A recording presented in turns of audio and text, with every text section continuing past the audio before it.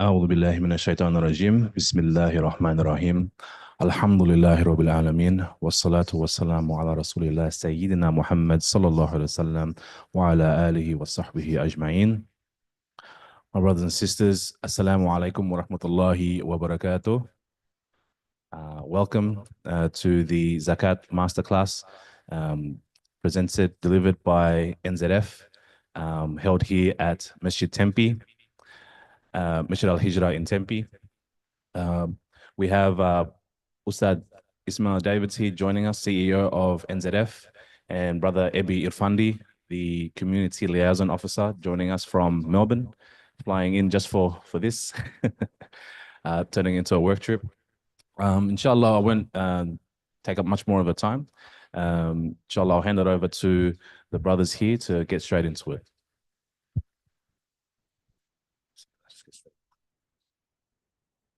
Bismillah ar-Rahman ar-Rahim. So I've already, I think, discussed with a couple of brothers here regards to zakat and its importance. We've had, we had a short Taraweeh talk. It was about the story of Mu'adh ibn Jabal, which outlined the importance of actually implementing a pillar of Islam properly and going by the instructions of the Prophet ﷺ, as you could remember, as if any we could remember back to what I said was that the Prophet ﷺ instructed him to collect from their rich and give to their poor. And so today, I think the emphasis is to teach zakat in a way that not only the detailed rules of how and what and where and who it goes to, but also to perhaps understand the benefits of doing it correctly, and also how we can use that to go forward to benefit our community, inshallah. So I'm going to pass it over to Ismail Davids, CEO of NZF. He's been there since the beginning, and he's driven this message from the beginning that, we are here, National Zakat Foundation in Australia, to collect the zakat from the local community and to deliver to the local community. So us here, we all think, but we're probably all second generation here, right?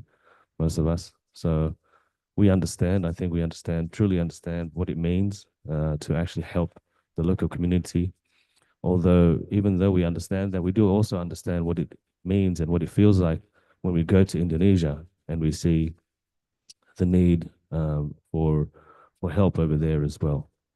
But I think today we'll find, what we're going to find is the separation that we can make between the zakat, which is an obligation, and sadaqah, which is something voluntary.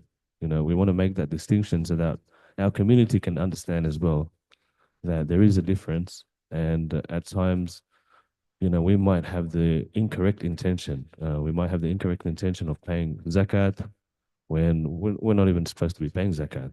We might not be eligible to pay zakat. Because when you go to a mosque, or you see in other charities, you see at times, the way they, I guess, market zakat, sometimes it doesn't truly embody or explain what that's for. I think so. Something that I've noticed is that the word zakat has been hijacked. Has been hijacked by some of the charities, and I'm not trying to badmouth any charities, and I think it just means that we have to understand. So that's why we're here today, to truly understand what zakat means, the third pillar of Islam. And it's very important for us to know, just as we know how to pray, just as we know how, and we understand the shahada, just as we know how to fast, and just as we understand that we need to go hajj.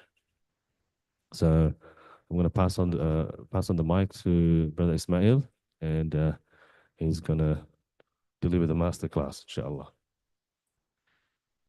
Bismillah ar-Rahman ar-Rahim. Assalamu alaikum wa rahmatullahi wa barakatuh, my brothers and sisters. Inna alhamdulillah nahmadu wa nasta'inu wa nastaghfiruh wa na'udhu billahi min shururi anfusina wa min sayyiati a'malina. من يهدي الله فلا مضل له ومن يضلل فلا هادي له وأشهد أن لا إله إلا الله وأشهد أن محمدا عبده ورسوله أما بعد. I need the mic. Do I need the mic? Yeah, I can answer your question. If I sit here for the next hour, I'm going to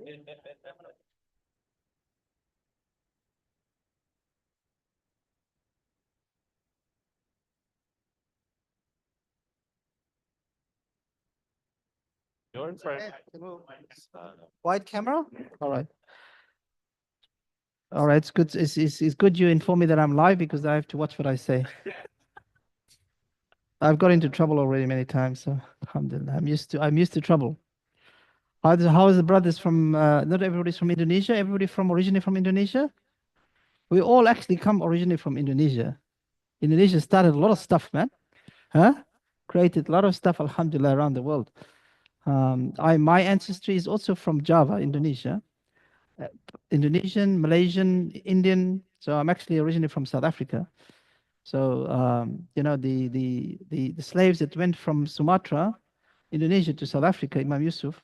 So that's where we come from. So we all linked, but Islam has linked us all anyway. Alhamdulillah. Hi, brother. You also from Indonesia? Sri Lankan, mashallah. So me and you were the odd ones out here today. No? All right. So we'll use you as an example. Inshallah. Khair. All right, my brothers and sisters, this is the most boring subject you can have, right? So it's great to see that you actually here on a Sunday morning during Ramadan, early in the Sunday morning, to actually learn about this subject of zakat, because it's actually slightly a boring one of the pillars, right? So how many pillars do we have? What's your name, brother? Aflan. Aflal. Aflal. Does it mean anything? The best, mashallah. We've got the best here, alhamdulillah. Aflal is the best. Huh? So we're not going to mess around because we've got the best in the room today. So Aflal, how many pillars do we have? 5? How many pillars do we have? I'm going to take your phones from you. 5? You sure? You're checking out? ChatGPT, what does ChatGPT say? Okay. Sisters, how many pillars do we have? 5? Sure? 100%? 100%? All right. As soon as you challenge people, they start thinking, like wondering, all right. So now we have 5 pillars. What's the first pillar? If I was a non-Muslim and I stood here now and I said, I'm Muslim. Am I Muslim? I just said I'm Muslim. Am I Muslim? Pardon? No, I'm still saying I'm Muslim. Huh? I'm still at pillar 1. So am I Muslim or not? I haven't said the Shahada yet. We all agree? Pillar 1 says that I cannot become Muslim until I actually utter the Shahada. So there's a very clear rule about it. Very precise, very clear. Agreed? Can we pray Dhuhr now? Can we pray Dhuhr now? Because we're in a hurry, we've got some things to do later. Can we pray Dhuhr now? 100%. Nobody in this room is going to pray Dhuhr now. Under no condition will they pray Dhuhr now. All right? Can we in a hurry, can I pray 3 rak'ahs for Dhuhr? But we're in a hurry. I've got an important thing to do. I need to look after my parents. I need to buy them some food. Can I pray 3 rak'ahs for Dhuhr? All right, so you can see pillar 2 has very clear, precise rules. You can't even, whatever in your mind you want to think about, whatever you think is going to happen, you can't change them. You can't decide what you want to do because something's going to happen. Or you think something's happening, I'll do that. Agreed? Now, pillar 4, fasting. Can we break our fast now? Can we have iftar now? Because it's going to be a hot day? No. Can we start fasting at 9 in the morning? Because I'm having breakfast at then? No. So pillar 4 has very, very precise rules. Then pillar 5, Hajj. When does Hajj start? When is the first day of Hajj? First day of Hajj. Many people don't know this answer. First day of Hajj, sisters. Don't know, right? First day of Hajj. This is the pillars. These are the pillars we're talking about. We're not even talking about deep fiqh matters, we're talking about the pillars. Many of us don't understand the pillars. That's why the Muslims are in the state they're in today, because our foundations, many people don't understand. So when is the first day of Hajj? Check your chat GPT. The first day of Hajj is the 8th of Dhul Hijjah. The 8th. Can I change it to the first so you can all remember it? No, you can't. You can't touch it. You can't change it. It's the 8th of Dhul Hijjah. 8, 9, 10, 11, 12, 13. 6 days in the middle of Dhul Hijjah, random numbers, so to speak. Now, people can say, okay, why don't we change Dhul Hijjah to the 1st to the 6th of Dhul Hijjah so everybody can remember? It's easy. It's cooler in Saudi. Let's do that. Can we do that? No. So we agreed that 4 out of the 5 pillars, we cannot touch it. We cannot give our opinion on it. We cannot make things up. We cannot guess them. Agreed? So why is it when it comes to pillar 3, we guess, we make it up, we assume, we think what we know better, we think that is better to do. In zakah, everybody has their own idea about it. Everybody thinks, oh, I think it's better to do that. I don't even know the person is eligible. I don't even know how to calculate my zakah. I don't even know who should get my zakah, but I am just going to do it. My brothers and sisters, you cannot guess the stuff. Like the other 4 pillars, it is very clear, precise, prescriptive rules. It doesn't mean you think somebody's poorer that they need to get it. It has rules, like the other 4. So you have to abide by the rules. Not but what you think, but what you think is better to do, or what you assume is better to do, or what you hope is better to do. It has very prescriptive rules. That's what we're going to teach you today. As Ebby said, this subject has been hijacked for more than 40 years. It has brainwashed us how to think when it comes to zakah.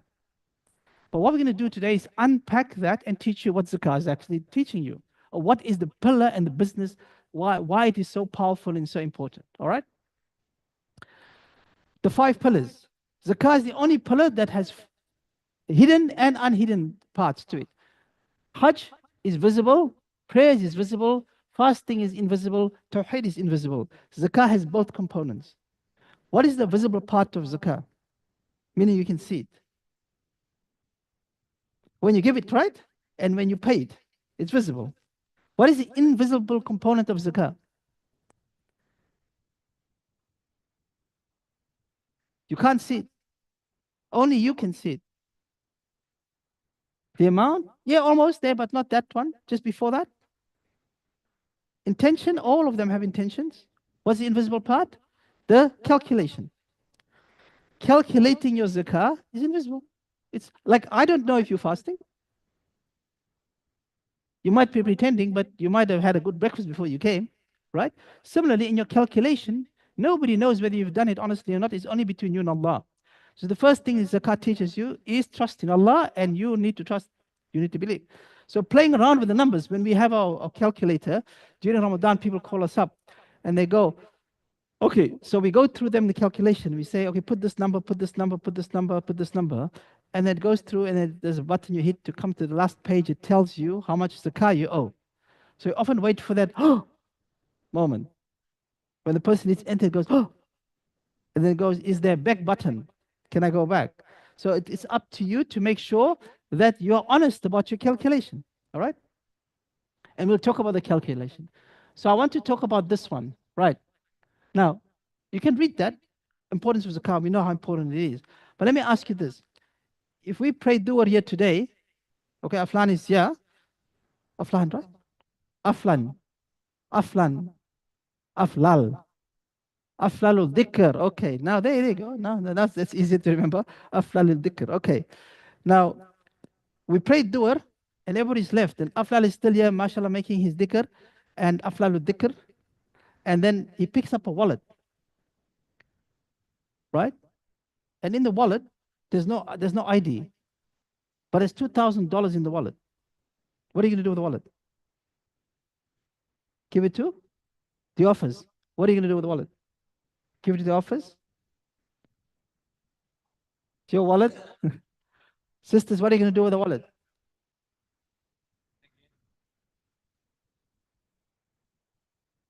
Okay. To the shop, buy some stuff. She's spending the money already. Huh? She hasn't even checked who it is. She's already spending it. Did the shop owner? No, no, you picked up in the mosque. Oh, handed to the office? All right. So handed to the office. So who's in charge here? All right, you in charge. They gave it to you. What's your name, brother?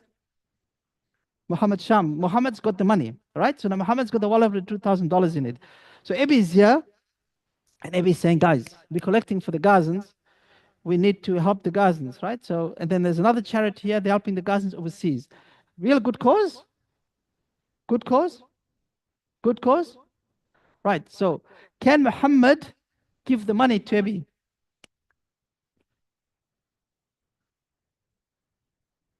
No. Why not? It's a good cause.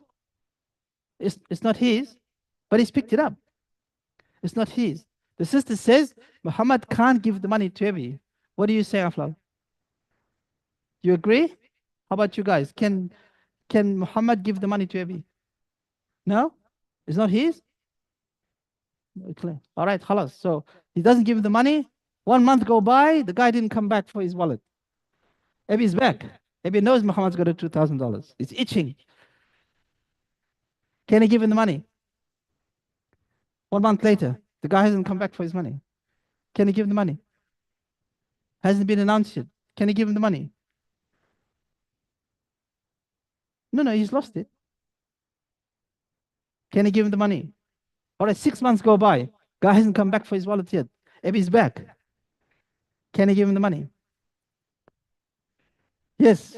Can he give him the money? All right, so Muhammad gives me Ebby the money. Next day, the guy comes back. What now? Huh? Fi sabilillah. Next day, the guys come back. What happens now? What does Muhammad have to do? Huh? He has to pay back the money to Ebby. Where does he have to get the money from? It's his account. He's accountable for it, right? He gave it. So now I have to give Ebby his $2,000 back. His $2,000, he's giving it away. He's giving it to a good cause, right? He's giving it away. Unless the brother says, khalas, don't worry, it's okay. So he has to give him the money. Why did he have to give him his money back? It's his. The guy who came back, it's his money. It's his right. It belongs to him, right? Agreed? Khalas, okay. So when it comes to zakah, my brothers, the very first principle is, it is not who's poorer or who's needier. It is whose right it is. Who does this money belong to? So if you collect zakah in this masjid, and somebody that whose right it is, out of the 8 categories that Allah has ordained, walks through that door, you better have his money. Same as the wallet guy. You better have his money because he's here for his wallet. All right? So it doesn't matter what you think. It doesn't matter where you think people are more needier or poorer. The guy walking through the door is looking for his wallet because Allah has ordained this money to that person. So it's whose right it is, not who's poorer or who's needier. There will always be poorer people, no matter where you send it. You send it to Africa, you send it to Indonesia, there's always poorer people. There's always needier people as well. So it's got nothing to do with who's the poorest or who's the neediest. All right? It is whose right it is. So tell me, who has the first right to your zakah? Family? He's going to send it to his family. Is that correct or not? Who has the first right to your zakah? Poor and needy? Muslims? But in order, like who has the first right? If you had a choice now, there's family, there's poor, there's needy, there's people in Australia, there's people in Indonesia, there's people in Sri Lanka, there's people in Africa, people in Gaza, people in Syria. Out of all of those, you have $1,000 in zakah. Who has the first right to it? You remember we talked about the wallet guy, right? Who has the first right to your zakah?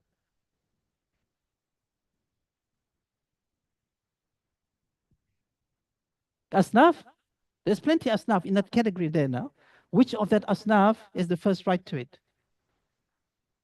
Remember, this is the rules on zakah. This is zakah rules. The first person who has the right to your zakah is your blood relatives, no matter where they are.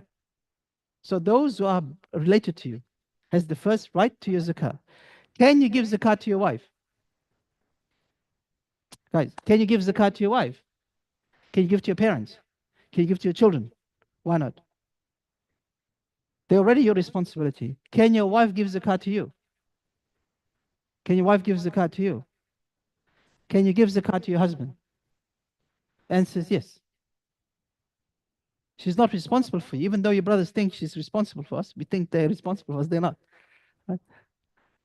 So the wife can actually give zakah to the husband. Just this.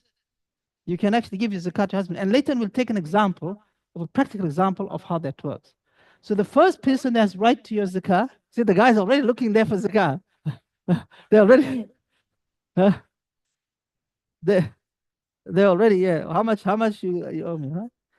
But you need to determine whether your husband is eligible or not, right? Yeah. All right. So the first right is those that closest to you by blood.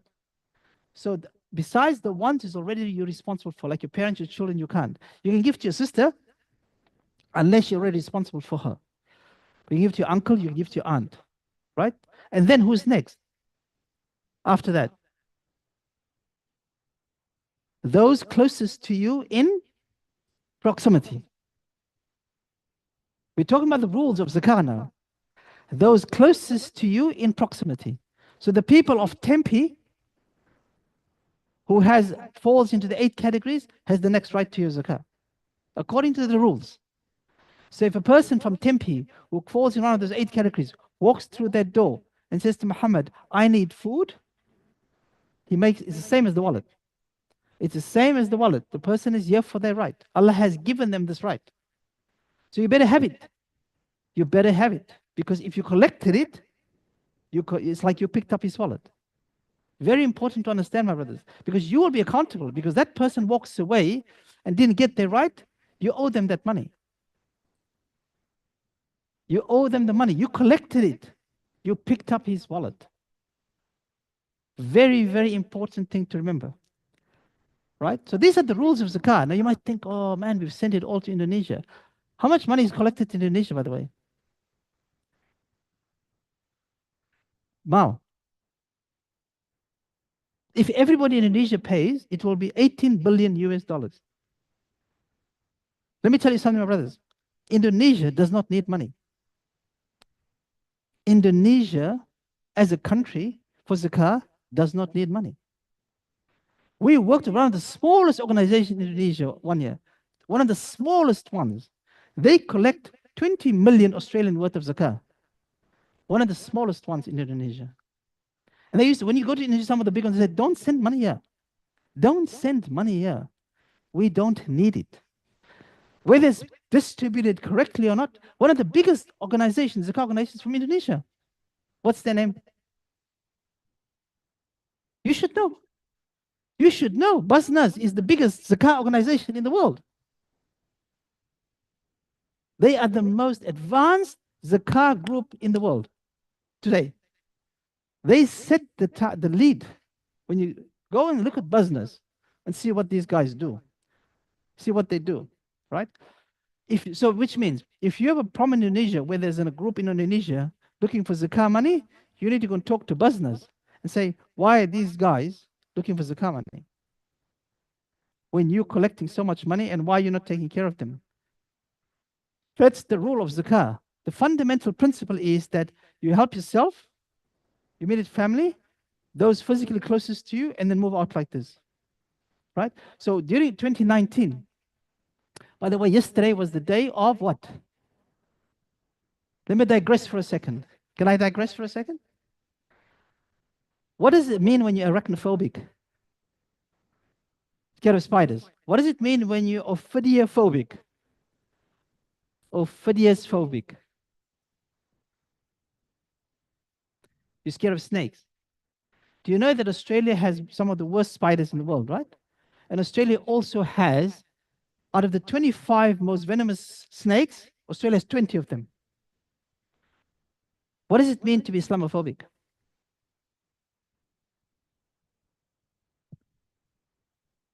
What does it mean? Scared of Islam. So technically, from an English point of view, this is what it means. Islamophobia means you're scared and afraid of Islam.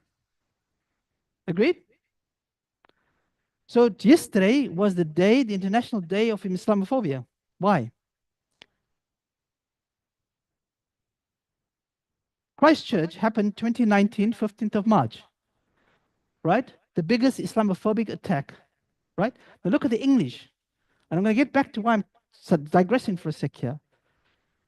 Because they are using words, brothers, the enemies of Islam are working at this night and day, 24/7. So we are attacked from all directions. So the word Islamophobia is already telling you it's something to be afraid of. Why is it anti-Semitism means you're anti something? Why isn't it anti-Islam then? So with the English language, they're trying to make you understand that it's something to be afraid of. So they inculcate this into the young ones to say Islamophobia, and we call it Islamophobia. We should say we don't accept this word. It's an example, right? Now, we'll talk about mobilizing in that space. But it's in the interest of us understanding the power of this pillar and how we should implement it, right? And who's right in how we need to develop these things. All right. How many recipients of Zakat do we have? Remember to come back to my point about Islamophobia. I will talk to you about it. How many recipients do we have? 8? See, most people don't even know the number. And if you ask them, is Zakat needed in Australia? They say, no, it's not. But you don't even know who's supposed to get it. You don't even know who's supposed to get the Zakat, but you say it's not needed. How can you say something's not needed when you don't know who's supposed to receive it? So how many wallet people can walk through that door? 8. There's 8 people who can come through that door and demand the Zakat from you. Who gave them that right? Allah gave them this right. It's not made up. Allah said, these are the people who has the right to this Zakat. So when you give Zakat to somebody, you better make sure they're one of the 8. Okay, is feeding the poor one of the 8?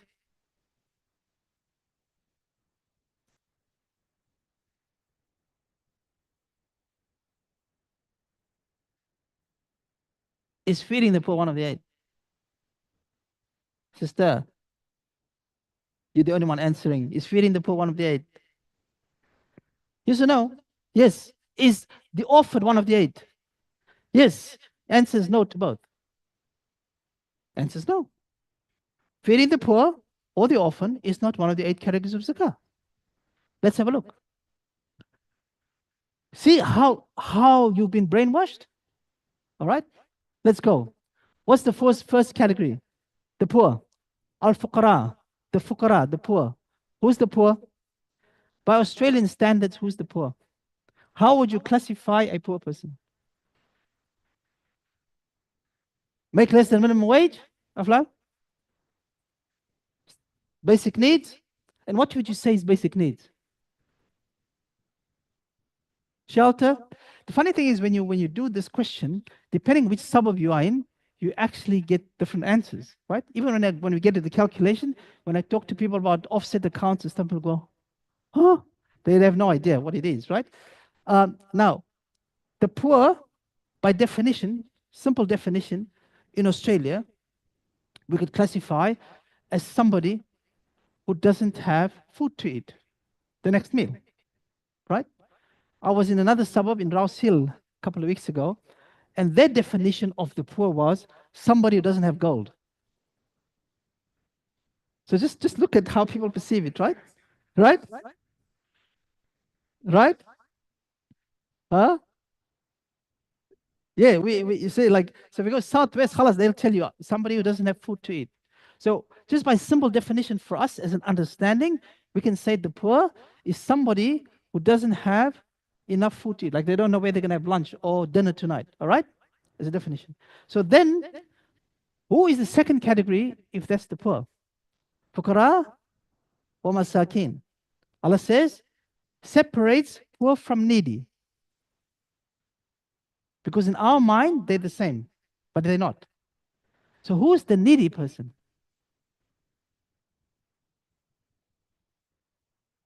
If the poor person is somebody who doesn't have food to eat, who's the needy person? The needy person can be anybody in this room. Anybody in this room. As a matter of fact, 99% of the time when we do our class, when we finish with the class, I'll have somebody speak to me after the class because they fall into the needy category. And they didn't realize that they had the right to the zakah. 99% of the time.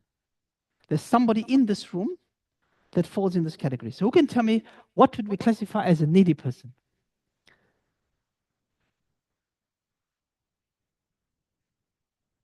Pardon? You have money to owe you in debt? No. No. Needy, yes, but not. As a matter of fact, they have their own category. They're in a category on its own. The needy, you're working, got a good job, have a house, renting, mortgage, car, kids at school, everything. Suddenly lose your job. You don't have much savings. Or you got some savings, used all your savings. Now you can't afford to pay rent. You can't afford to pay mortgage. You can't afford to pay the car. You can't afford to eat. You suddenly get sick. The main income earner gets sick. They're unable to work. There's no income. This is needy. Did you see the story when her sister we flew out of Indonesia? Shafa? She's Indonesian. Australian Indonesian. We flew out of Jakarta. Jakarta? Did you see the story? Right? Her dad became needy. Just overnight. Overnight. She was on holiday with the mom in Indonesia. She got sick, went to hospital, diagnosed with leukemia, and we needed to get her out of the hospital in Indonesia. They did not have the medication to help her. And we had 24 hours to get her into hospital in Brisbane. Right? So anybody can be needy very quickly. So that's the needy category. Who can tell me what's the third category?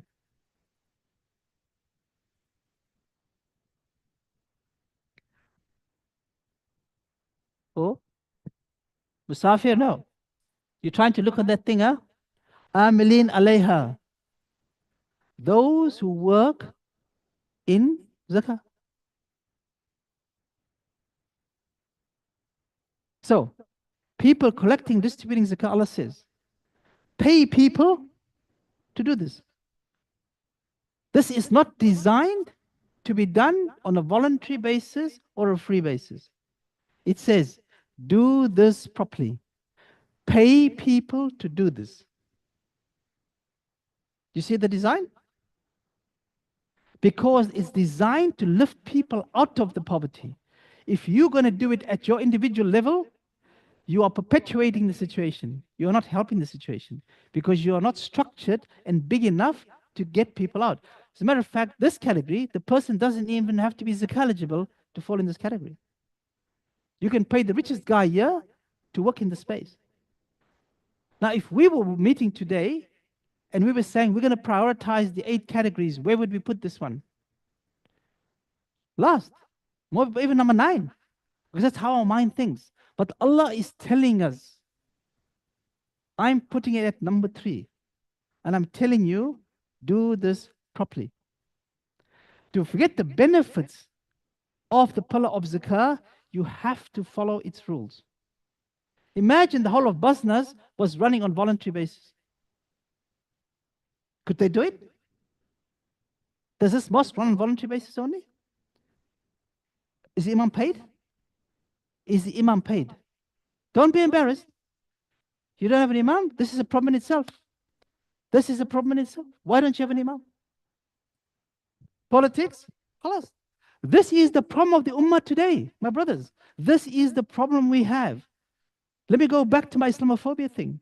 If we don't change, if we don't pivot right now, starting today, in the next 20 years, we'll be irrelevant in this country.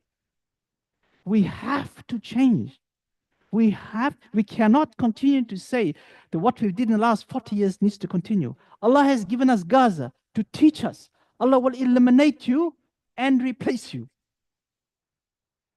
So if we as an ummah do not change, we will be replaced. So we cannot continue the way we've done in the past. We cannot continue the way we've done in the past. And the pillar of zakah is the correct vehicle to take us to the next level. Because the only pillar that has money, the only pillar that's got money. What do we need to pivot? What do we need to move? Money. We need money. When was the last time you had an imam here? Months ago? Was he paid? He was paid, right? Why? Why did you pay the imam? One of the worst things you could do is to pay the imam. How do you think? Isn't it one of the worst things to do? That's how we think. The first person that needs to be paid in this place is this person. That's the first position. He should be the highest paid in all of the positions in this mosque. This person must be paid the highest position. He is the imam. What does imam mean?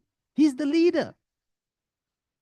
So when the imam was paid, when you gave your donation on a Friday day, did you ask Muhammad, are you paying the imam before you put your money in? If you pay the imam, I'm not paying you. If you have admin costs, I'm not paying you. Who's paying for the AC? Who's paying for the electricity in this building? Who paid for this carpet? Somebody paid for it. There's no such thing as free in Islam. There is no such thing. It is not designed this way. So when we say, Allah's telling us, pay people to do the zakah properly. All right? So get out of your mind about, I will only give it to somebody if they have no admin. Just get it out of your mind. Because that's not what it's designed to do. All right, next one. Mu'allaf al-qulub, bringing the hearts together. How do you bring the hearts together?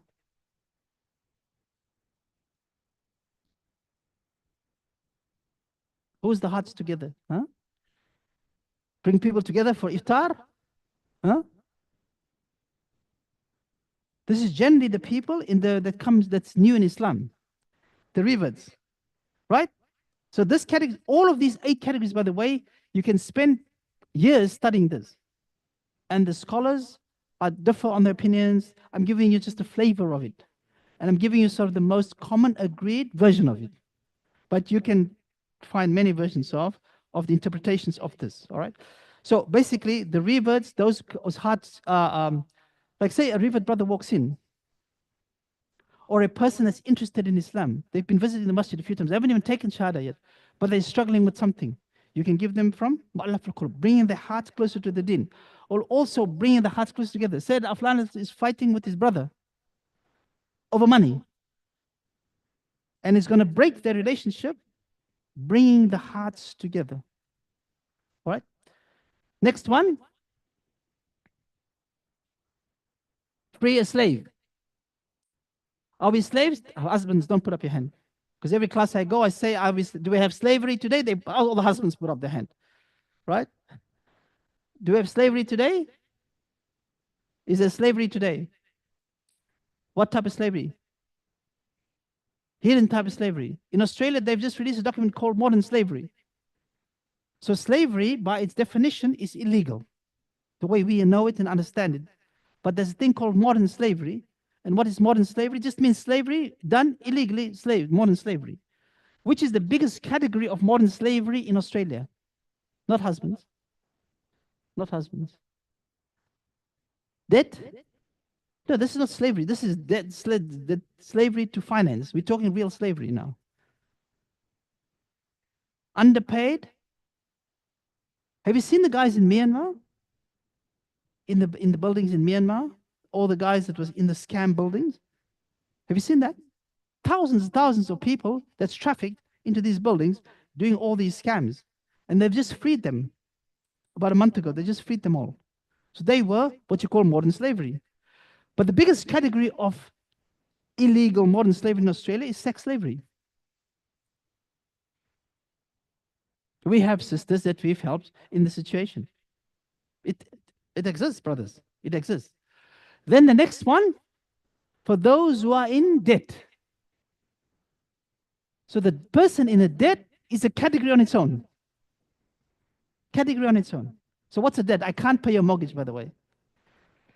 For those in debt. So what is somebody in debt? How would you put somebody in debt? You have a debt towards a person. How would you have got a debt towards a person, as an example? You borrowed some money, you needed some money urgently for whatever reason. What is the biggest money lending these days, or people where they need money? Mortgage? No, I'm talking about people lending each other money. Car and burying somebody. How much it costs to bury somebody from Tempe? 12 grand, right? So if somebody dies, does everybody have a free 12 grand laying around? So most of the time, people borrow money to bury somebody. We bury at least 4 people a week. So let's say somebody buried 12,000 from Muhammad to bury their father. And then now they said, I'll give you back in 2 weeks or 3 months or whatever. And they're still unable to pay it. Muhammad needs his money back. So they come to us for help. So they are in debt. Now, to digress for a second again, because zakah is a means of understanding your entire finances when it comes to Islam. Now, what's your name, brother? Jeffrey? Jeffrey borrowed 10,000 from Muhammad. Now Jeffrey is coming to us for help to give Muhammad his 10,000 back. Jeffrey says, I borrowed 10,000 from Muhammad. We assess Jeffrey, we say, yes, he's eligible. He falls in the category that we can actually help him with the debt to give Muhammad his $10,000 back. What do I need from him before I can help him? What do I need from Jeffrey before I can help him? Pardon? Proof? What proof will he give me? An agreement? What type of agreement does he have to give me? Everything like what? How much? How will he show it to me now? There needs to be a written document. Agreed? Yes or no? Can he show me his bank statements to show that he's given him 10,000? Huh? What's the rule, guys? What's the rule? Contract? What has to be in the contract?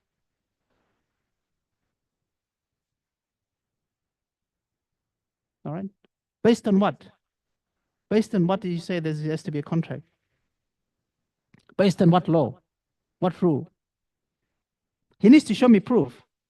But I need proof from where? From Islam. The Quran stipulates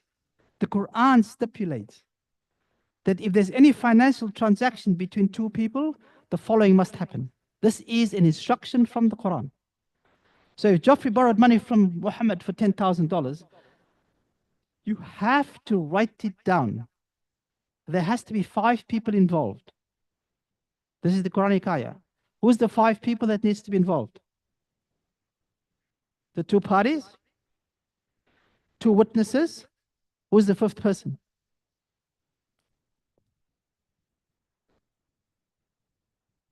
Who's the 5th person from the ayah? Allah says, and bring a scribe. Bring somebody to write. So neither you or the 2 witnesses is allowed to write. Right? So we bring Aflal to write. Okay? He's the scribe. So he's independent. He's going to write. He's the borrower. He's the lender. These are the 2 witnesses. Who's telling Aflal what to write? Out of the 4.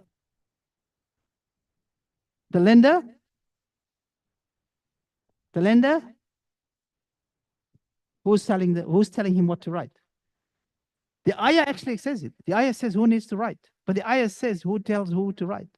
This is how clear it is. The ayah says the borrower dictates what to write. See how fair this deen is?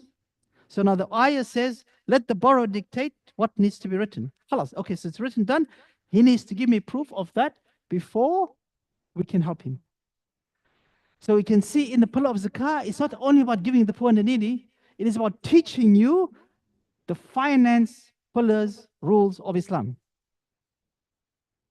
Then the next one is fi sabilillah. What does fi sabilillah mean? In the path of Allah. So why didn't Allah, if it's fi sabilillah means in Allah's path, why didn't Allah just say zakah is fi sabilillah? Because Allah puts fi sabilillah inside the aid. It's a restricted version of fi sabilillah, which is to defend the religion.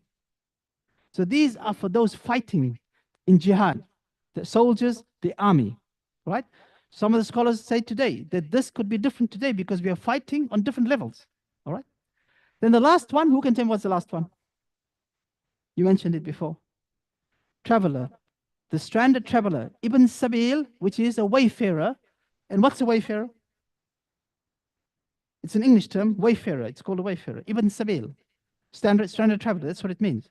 So give me an example of a stranded traveler. From why? How? Visa issues, passport. What happened to his passport? It's gone. So somebody came to Australia on holiday from Indonesia.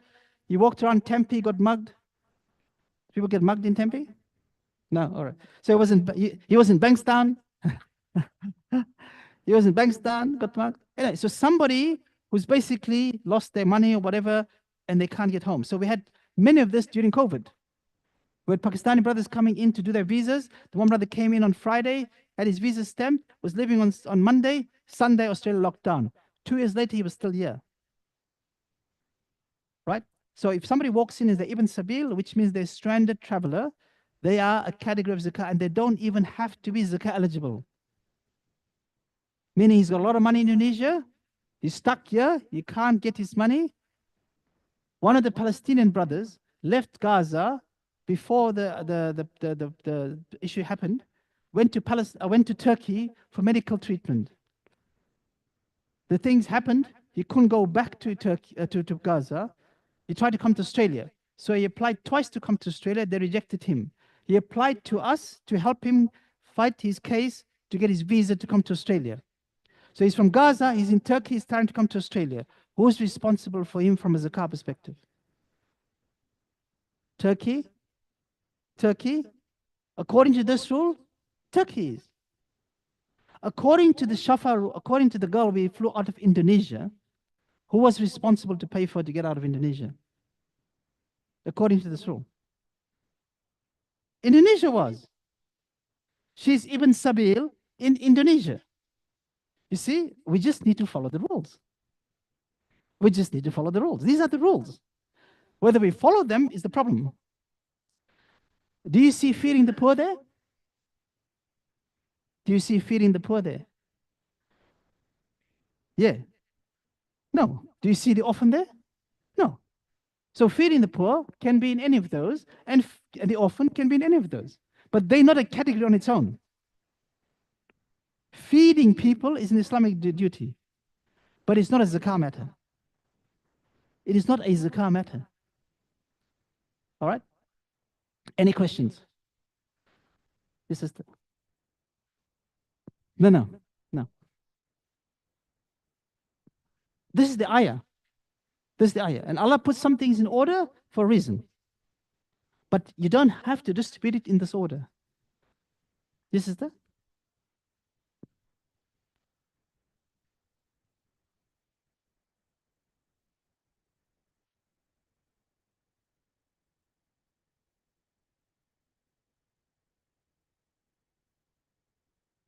So they're needy then.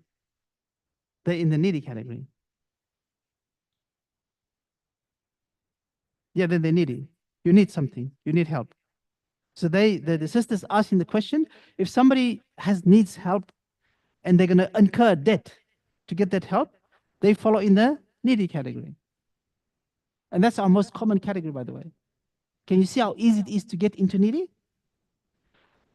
Last question on this. Prophet ﷺ gave 2 descriptions of the needy person. 2 descriptions of the needy person. Who can tell me what they are? Prophet ﷺ said, you will not be able to tell that the person is needy. So if we look at anybody in this room here, you look at it, I mean, as from our understanding of the world, we'll say, he or she doesn't look needy. Prophet ﷺ, this is one of the descriptions. The second description is they won't ask you for help. They won't ask you for help. So that's why from our role, it is not only for people to come to us, we actually have to go to people. So if Allah tells me there's a person in that family that he thinks they need help, it's our job to go and find them, because it's like the guy lost his wallet. Say, hey, I know this guy. He lives over there. So we go and check. Brother, did you lose your wallet? Yes, I did. Here's your money. That's how it works. That's how it works. All right. Who of you pays your wife's zakah? These are bad husbands. Do you pay your wife's zakah? She does it, she does yours. Sounds like she does yours. Then you're in trouble. Then we have a big problem. Then we have a bigger problem. The ummah is in trouble because of this. No, I'm just kidding. I'm just kidding. All right. So basically what it means, sisters, zakah is actually a pillar. So you have to do it yourself. There's nothing wrong if you did it. But do you fast for her? Do you make salah for her? No, it's a pillar. So you need to actually feel this pillar by calculating your own zakah and pay your own zakah and understand it. So that what happens is, once you do your zakah calculation once a year, it teaches you, it's actually a cleansing of your money in all aspects. So the sister, what do we ask it? Like you might say, oh darling, you know, this car or this house or this gold belongs to you. So when it comes to zakah, you go, does it belong to me now? Somebody needs to pay. Somebody needs to pay the zakah. So you need to know who owns what. Many times, I don't know about Indonesian culture, the grandmother or somebody gave them gold, but they never gave it to them. They've never actually handed it over. So when you have to pay zakah, somebody needs to pay it. So somebody needs to determine who owns it. So when it comes to ownership, a lot of people say, oh, this guy's got investment property here, this year, this year, this year. Oh, darling, one is for you, one is for this, one is for this. And when it comes to zakah, who owns it? Ownership becomes very clear. There's no doubt about who owns what. This is what it does. So the sisters, you need to do your own zakah, even if you work at your husband, just to make sure you understand what you own, what you don't own. You might say, do you own half of the house? Who's got a house here? Who's got a house? Who owns a house? Is it in you married? Is it you and your wife's name? Joint account, right? So you own 50%, she owns 50%. When you die, she gets 100%. That's the rule. Then that's legally. Legally, that's what happens. There's a problem with that from a wasiyah point of view. This is another subject. But at least he knows she owns half the house. But there's no zakah on it. But ownership becomes clear in things like this. Because, okay, like, let's say he says to her, okay, we're all paying half the electricity. And we're going to do deduction. So she says, okay, so now you know from the beginning, I own half this house. Or like you have a business. I have 50% in this business. It is very, very clear how it is done. And by the way, brothers, let me tell you something. Sisters, don't listen. All women, no matter from which background, which country, have money you don't know about. They're hiding some money. For some reason, we're going to do something someday.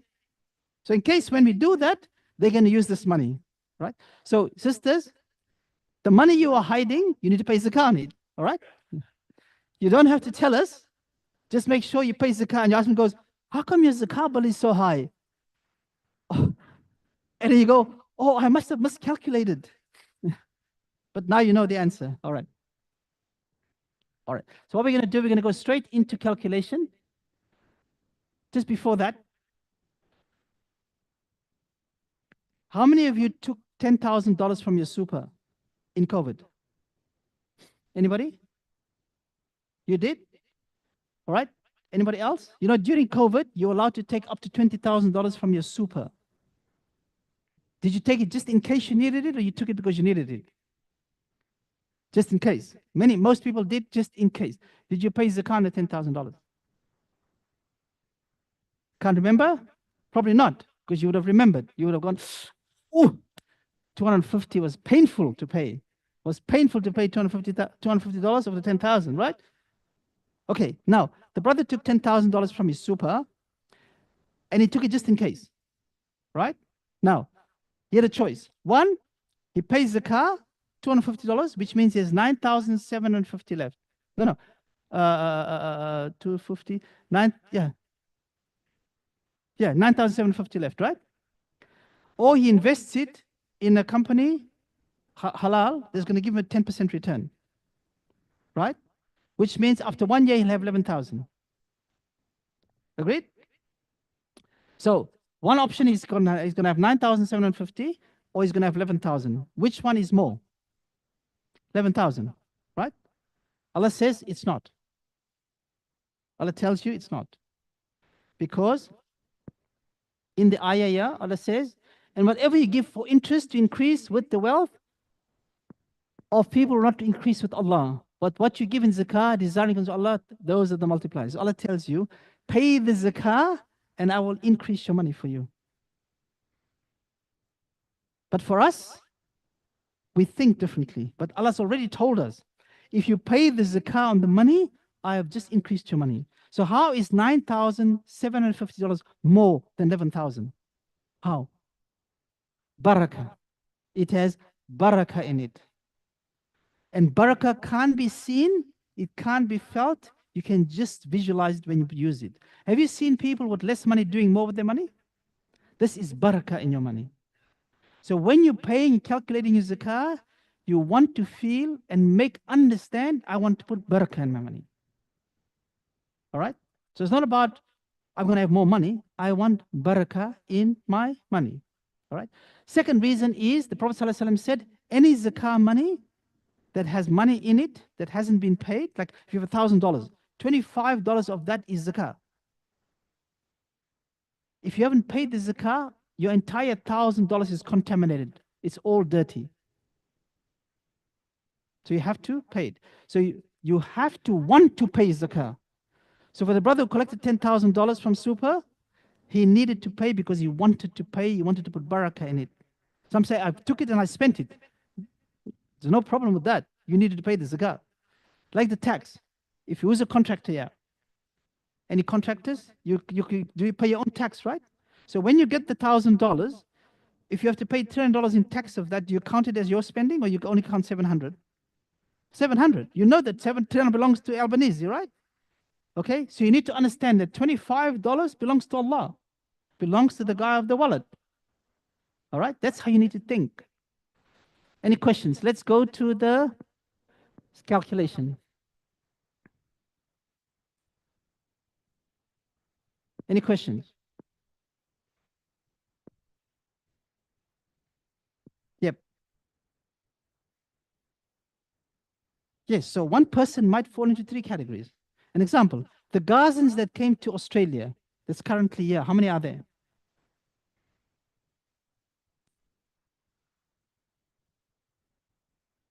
How many Gazans are here, brothers?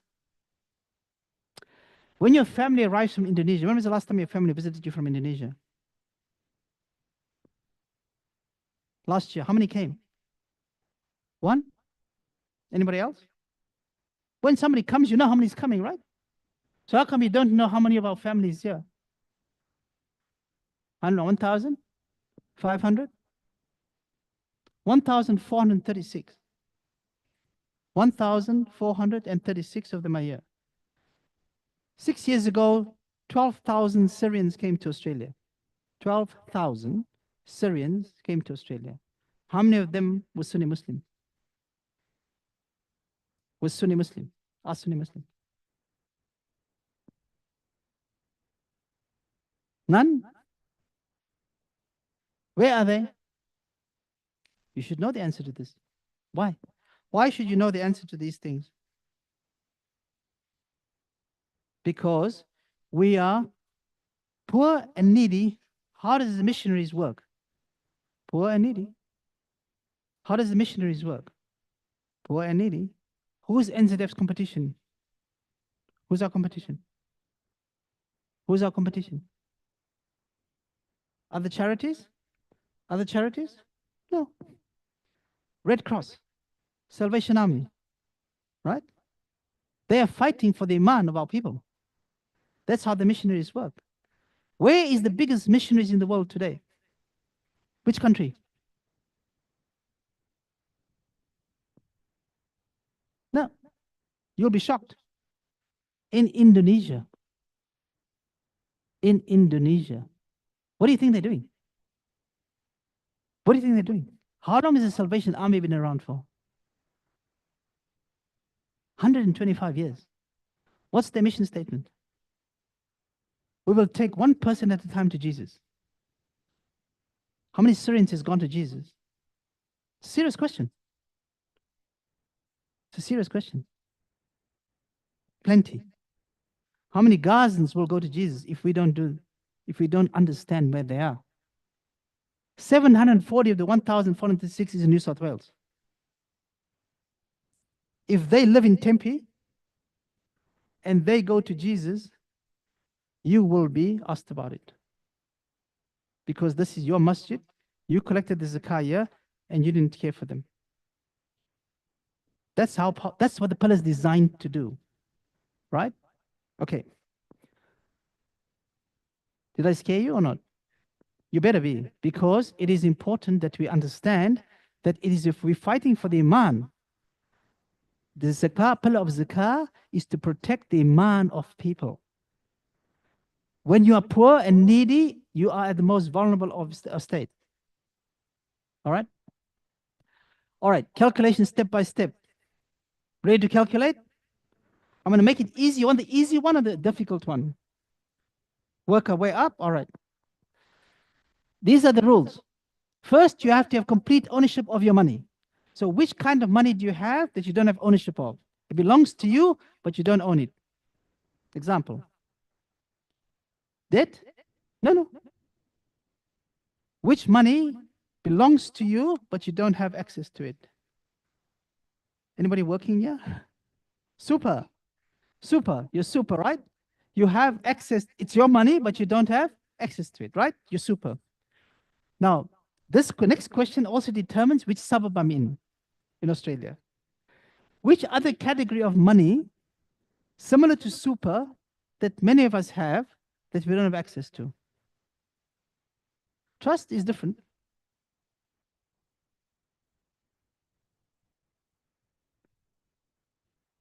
Equity, no.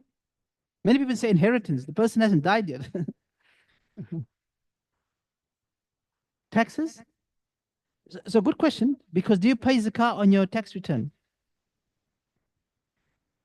The answer is yes. The answer is yes. Yeah. No. Do you pay, like you get $1,000 of your tax return? All right. It's your rental bond. All right. So you have $2,000 sitting in your rental bond. It's your money. You don't have access to it. You move house, they give you your $2,000 back. It's zakatable. Same as a super. When do you pay zakah on your super? When you get access. And when do you get access? When do you normally get access?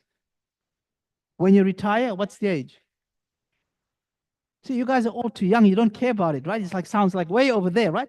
When you get to 65, you have access to your super. So whether you're still working or not, you need to pay zakah on the entire amount when it's due, as soon as you get access to it. At 65, you need to pay zakah on your super. All right. Then we talk about the nisab. Let's go into categories quickly.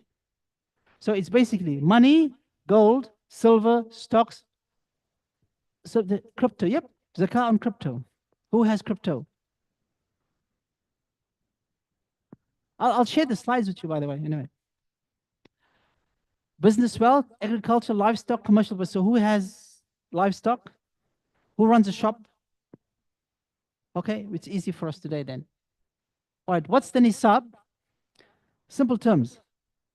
Who just started working? Anybody? Who works at Macca's or one of these small places? All right? No? Nobody? Everybody? All right. Now let's say you started working. You started out of uni, out of school. You started working. And you earn $16,000 a year. Right? Do you pay tax? You earn $17,000. Do you pay tax?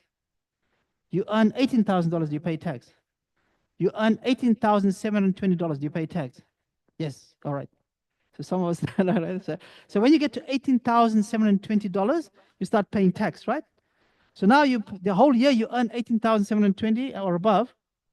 right? You start paying tax. The nisab is exactly the same. As soon as you get to the nisab value, which we'll talk about in a minute, and you've kept it for a whole year, you need to pay zakah. If you're below the nisab, you don't pay zakah. Simple. What is the nisab? Which is the threshold to determine whether you're eligible to pay zakah, which automatically gives you your zakah anniversary, by the way. Who has a zakah anniversary? When do you pay zakah? Yeah. Usually Ramadan. Usually Ramadan. What day in Ramadan? Before the end? 20th? The last 10th? 20th? 27th? Before the 10th? 28th? Before Eid. No, this is Zakatul Fitr. What is your anniversary for zakah? So we have maybe one person here that said 27th. Just one person that said 27. That was very precise. What did we talk about in the first slide? Can we pray 3 rakahs for dhuhr? Can we pray 3 rakahs for dhuhr? No. Zakah has precise rules, my brothers. You can't say in Ramadan, maybe the first 10 days, maybe the last 10 days, possibly the 20th. Possibly. No, it has to be a date. You have to have a date. The sister said 27th of Ramadan. You must have a zakah anniversary date. Because you'll see in the calculation, if you don't have a date, you'll be calculating wrong. Because it's either yesterday, today, or tomorrow. And you can have a difference in your finances in all those 3 days. What's due and what money you have. Or it's the last 10 days, your variance is even much bigger now. So you must have a zakah anniversary date. If you don't have one, choose one right now. People choose Ramadan. Why? They want to improve the rewards and easy to remember. But they still choose Ramadan. So you got to choose 15, 10, 12, 27, whatever. Choose a day. Why do people choose 27? They want to multiply their rewards, right? Because they were hoping that it is the night of Qadr. So the biggest amount of zakah paid in Australia, around the world, I guess, is on the 27th of Ramadan. So when is the 27th of Ramadan?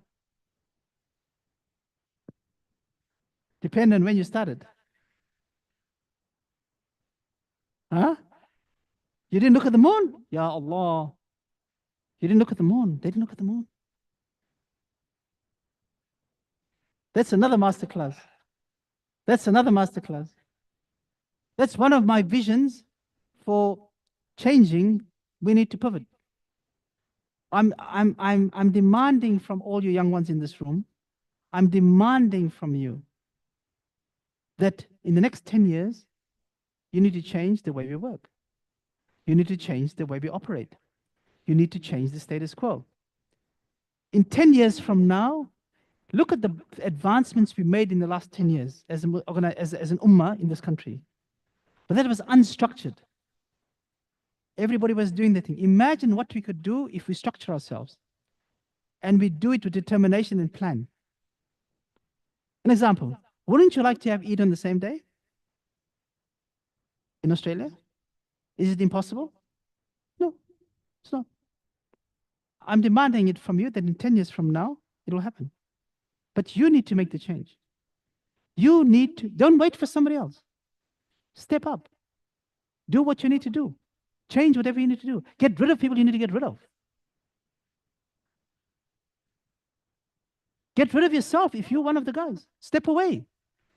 We need to change or Allah will replace us, brothers and sisters. We need to change. Let me tell you the rule about how to fix mosque politics. The easiest way to fix mosque politics for the voting and all of that, for the committee, have 3 rules. 1, everybody in the committee must be under the age of 40. Rule number 1.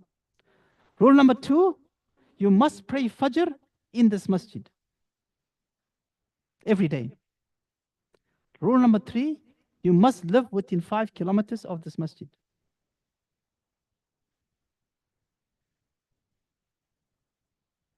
Your problem fixed? Your problem is fixed, right? 99% of the masjids will fix their problem with this. This is another masterclass. Khair. All right. So now the nisab. So what is the nisab? And then for one, so this is actually 2023. So today, if you go to our website, the nisab is basically the threshold. Okay. So it's 85 grams of gold or 595 grams of silver. At the time of the Prophet, they were both equal. They were the same. All right. So it's only a means of determining the value. It is not how much gold you have or how much silver you have. Today, the value is 85 grams of gold is almost $13,000. Just Google it there quickly. Go to our website. And silver is almost $1,000. So you can use one of either of the nisabs, silver or gold. The scholars recommend we use silver. Why? It's lower, which means more people will pay zakat. Right?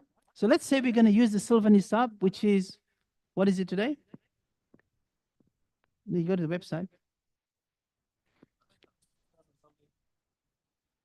Ebby doesn't even know how to navigate our website, guys.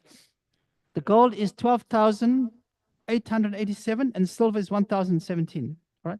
So what we're saying is that if your anniversary is today, and you had more than 1,017 from last Ramadan to this 16th of Ramadan, you have to pay zakah. Simple as that. If you use the gold, then it is 12,887. That's how you calculate the nisab. All right. So now you've determined that you're there. Everybody need to pay zakah? Yep. All right. Let's calculate. So if you dip below it throughout the years, like if you earned, like the work again, you earned 18,720, but somewhere in the month you got another job and you only earned 15,000. You're not going to pay any tax. You kind of start again until you earn 18,000 again. So similarly, yeah, but the easiest thing to do is, guys, if you had $1,000 or more in the last year, khalas, pay zakah. That's as simple as it is. So if you say you choose today that my anniversary for zakah is tomorrow, 17th of Ramadan, right? Did I have more than $1,000 in my account for the last year from 17th Ramadan last year to this year? Yes, I'll pay zakah. Simple as that. All right? Now, how do we calculate? Just to show you how fair zakah is, zakah on oil, 20%. Where's your mind now? Does Indonesia have crude oil? They do, yeah. 20% is meant to be paid from the crude oil of zakah. Do they pay it? I don't know. I'm just asking. I don't know. Imagine if they did. Maybe they do. That's why I'm saying you don't need to send any money to Indonesia. You don't need to. They don't need money. Believe me. This is the... Yeah. The government. Yeah. So this is not a Muslim government. So in the Muslim government, the Muslim world, they're supposed to pay zakah on all of that. Now look at the crops. 10% if it was watered by natural resources only. 7.5% it was partly, and look at how, it's just to show you how fair it is. For the same thing, it's different things. But for us, we don't have any crops, we don't have any animals. We'll just go for the money. All right, so basically it is, what was your name again, brother? Geoffrey. Okay, we're going to use Geoffrey as an example, all right? So now, Geoffrey, we're going to calculate Geoffrey's zakat today. It's his anniversary, it's today, all right? So this is what we're going to do.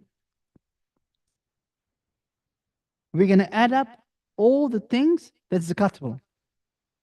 So Geoffrey has 3 bank accounts, mashallah. All right, this is just making the stuff up, right?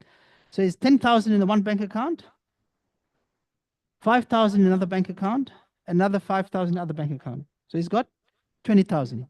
He's got 5,000 cash at home that he's keeping for rainy day, 25,000.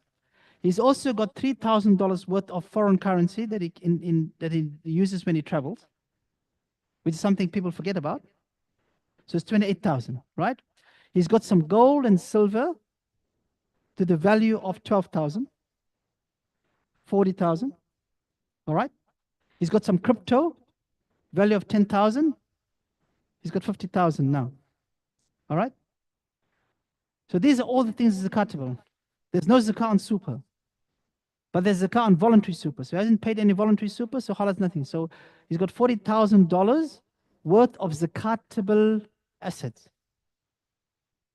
With me? Anything else you want to add to his zakatable assets that you think you have? There's no zakah on your car. There's no zakah on your house. There's no zakah on your clothes. There's no zakah on the amount of bags you have. There's no zakah on the amount of shoes you have. There's no zakah on any of that. If you're selling, this is stock and trade now.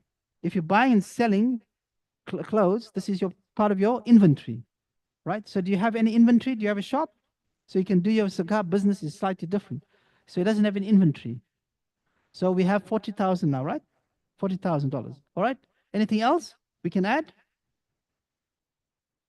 Gold, we've added his gold. Huh?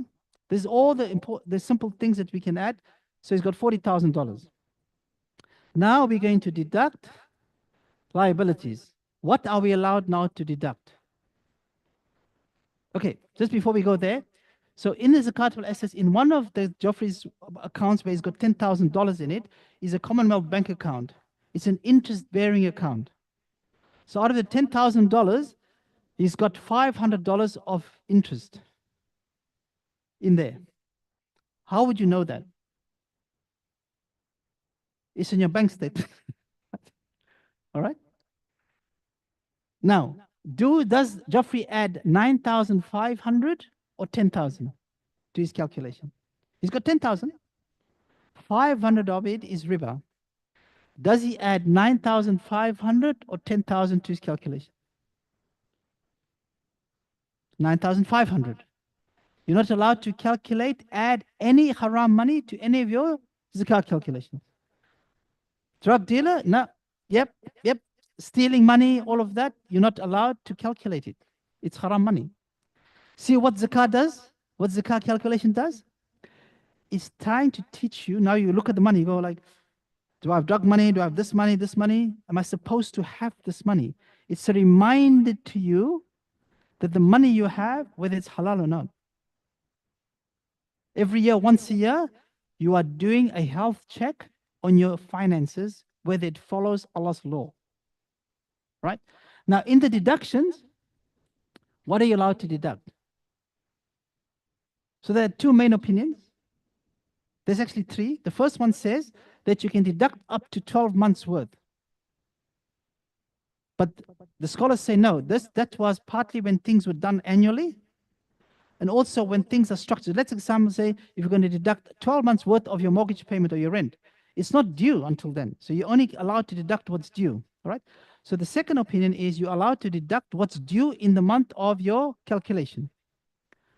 So in Ramadan, your rent's due, your car payment's due, all of that you're allowed to deduct now. So Geoffrey has got 40,000. In his deductions, he's got a mortgage, Commonwealth Bank. Their payment is $2,000 a month. $500 of the $2,000 is riba. Does he deduct 1,500 or 2,000? 2,000? You understand the question? Pardon?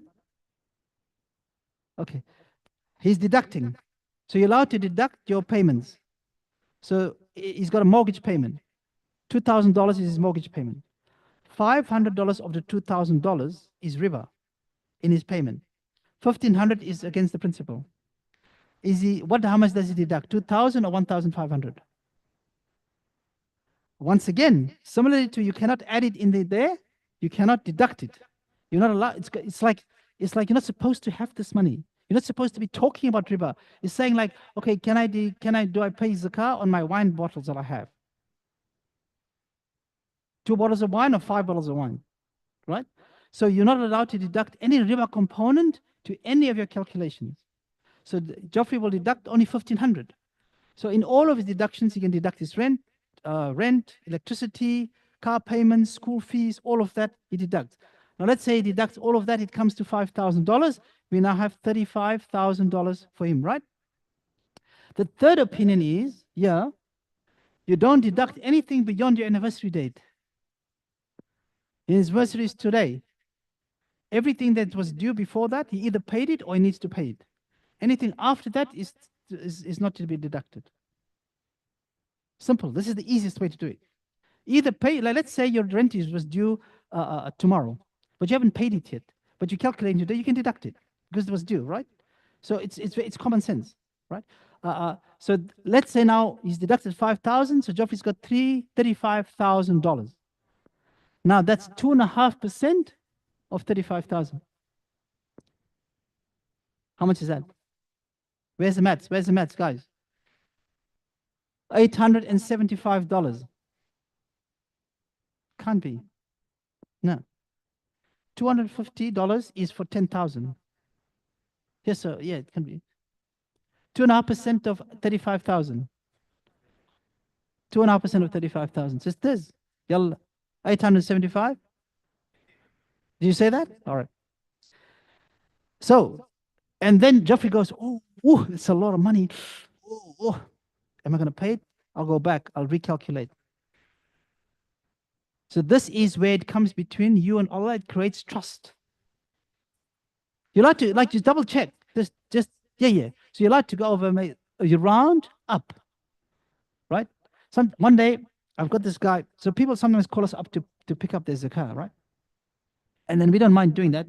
And the guy just hassling me to pick up his zakah. And normally when people ask me to pick up their zakah, they're giving me like 5,000, 10,000.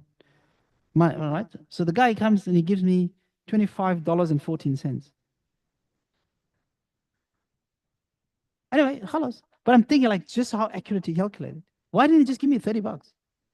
You know, like, so there's nothing wrong. But now again, you need to make sure I've got this. I'm sure the brother, because he's happy to give me $25.14, is calculated very accurately, right? So you need to try and always up, round up, so that you pay a little bit more just to make sure you're covered. All right? And that's how simple it is. That's how simple it is to calculate zakah. Now let's get into some of the complexities. Who's got an offset account? It's empty, but do you know what an offset account is? Have you got money in it? No? So why do you have it? Empty, there's not enough money to put in there. Or let's say Geoffrey had 100,000, mashallah, to put in his offset account. The argument is that he's paying less riba if he puts money in there, right? So it's like, do I have 2 glasses of wine or 5 glasses? It's haram. Either way you look at it, it's haram. So you can't use this justification. So whatever money you have in your offset account or your redraw account is zakatable. You have to pay zakat. It's your money. It's your money. Now, do I pay? So remember, Geoffrey, we said that he had 35,000. So he had 10,000, 5,000, 5,000. Now, in that account, in the 10,000 account, it was 10,000, then it was 5,000, then it was 8,000, then it was 7,000. But on today's anniversary, it's 10,000. So what does he pay on? Because remember, one of the rules is you have to have it for a whole year. Right? So how much does he pay? What does he pay on the 10,000, the 5,000, the 8,000? So there's 3 things. One, he can pay on the average, which means the minimum you had. You can pay on the highest, or you can pay, the scholars recommend, on what you have on the day of your anniversary. That's why, again, your anniversary is important. So let's say an anniversary is today, and he calculates, and tomorrow he gets a $10,000 bonus. Right? He's okay because it was today. But if he got it yesterday, it's paid. So then again, he's going to say, I'm moving my date. I'm moving my date over here. So that's why it's important to have a date. Now, the scholars also say, let's say Geoffrey chose again the 15th, and yesterday he got $10,000. But the $10,000 was from a normal source, which means it's from his pay that normally comes in. Khalas, he pays on it. But if it's from an unusual source, let's say his wife was really, are you married? Alhamdulillah. His wife was really, really kind and generous. She just said, I'll give him a donation. All right? Or he gets some inheritance. Allahu Akbar. So give him a donation, or he gets inheritance or he gets a bonus that's unexpected, then you don't have to pay on it. You can wait a whole year to pay on it. But remember, we said the premise is you want to pay. You want barakah in it. Even though you think it's going to be less, it is actually more. There's more barakah in your money. The amount in itself is less than somebody with riba in it, but this money can do much more than this money. And Allah tells you that, right? So then we get, so the recommendation is to pay on what you have on the date. So the sister who's got an anniversary of 27th of Ramadan, on the 27th of Ramadan, whatever you have in your account on that day, irrespective of when it got there, whether you had it for a whole year or not, you pay on that amount. That's the easiest way to do it. Clear? Any questions? All good. Any questions? Pardon? Yeah. No, so what you can do is, for instance, you calculate today, he now owes $875, right? He dies tomorrow. He hasn't paid it yet. What happens now? What happens now? Okay, so a couple of things. One, his intention is calculate his money. His intention was to do it. He meant to do it. Like for Hajj, sometimes you pay and everything, you die before you go. Halas, it's written that you made your intention. Your inheritors, your executor needs to know, Geoffrey always paid his zakah. Did he pay his zakah? Halas, I'll pay it. So it's one of those things, it's something you need to just do quickly.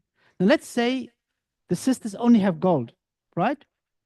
And your calculation comes to that you need to pay $1,000 worth of zakah on the gold, on whatever you have. But you don't have $1,000 cash. What do you do now? Get your husband to pay it. He can, but the husband says, no, I'm not paying it. What do you need to do? You need to sell your gold. That's the principle of zakah. It's teaching you not to hoard. It's teaching you to move the money. All right? So basically, then you paid. And now you have a whole year to distribute the money till the next time. That's why we as an organization, we have the whole year to distribute all the zakah we collected in the last year. Or you can distribute it straight away to like, let's say he wants to give his $875 to some uncle that's one of the 8 categories. He can just give him the whole amount. All right? Zakah on jewelry. So only the Hanafi madhab says you pay on everything that you wear, whether you wear or don't wear. All other 3 madhab says you don't pay zakah on the jewelry that you wear. Right? So what do you wear? What is wearing? This is what he's got, this very expensive gold necklace. You wore it to the wedding last week. You wear it once a year. See, it becomes an issue now. So the recommendation is to pay on everything you have. How do you calculate the value of the jewelry, sisters? How do you calculate the value of the jewelry you have? You weigh it, but it might have a diamond in it. So how much you weigh, right? You just minus approximately what the weight would be, right? Or if it's very little, so you can see the diamonds have no value really. Sorry. But so you can see, or you can take it to the jeweler and you can say to the jeweler, if you bought this from me today, how much would it cost me, right? And that's how you calculate.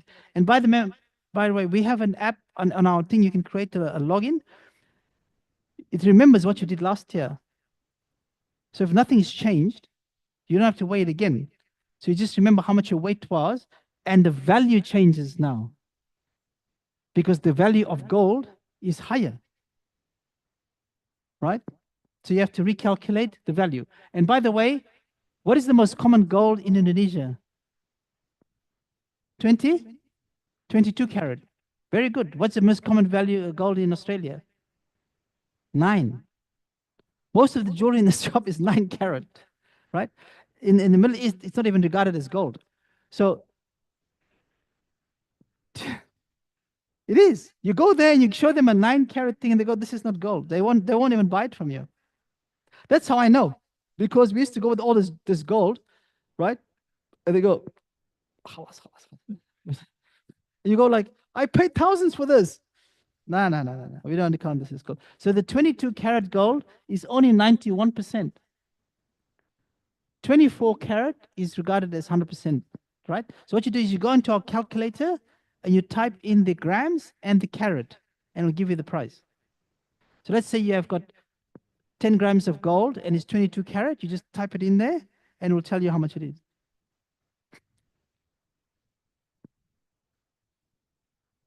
Yes. Yes, because the gold in 2023 was what we saw there was like 8,000. It's now 13,000 for gold, right? So the zakah on gold this year will be very high because the gold is quite expensive now, right? And you pay every year, not only once. If you have that gold, you get it. This again. Now you go, grandma, you know that gold bangle you promised me? You know, is it mine or is it yours? So, Habibi, it's yours. It's yours. Who's going to pay zakah on it, grandma? You pay the zakah.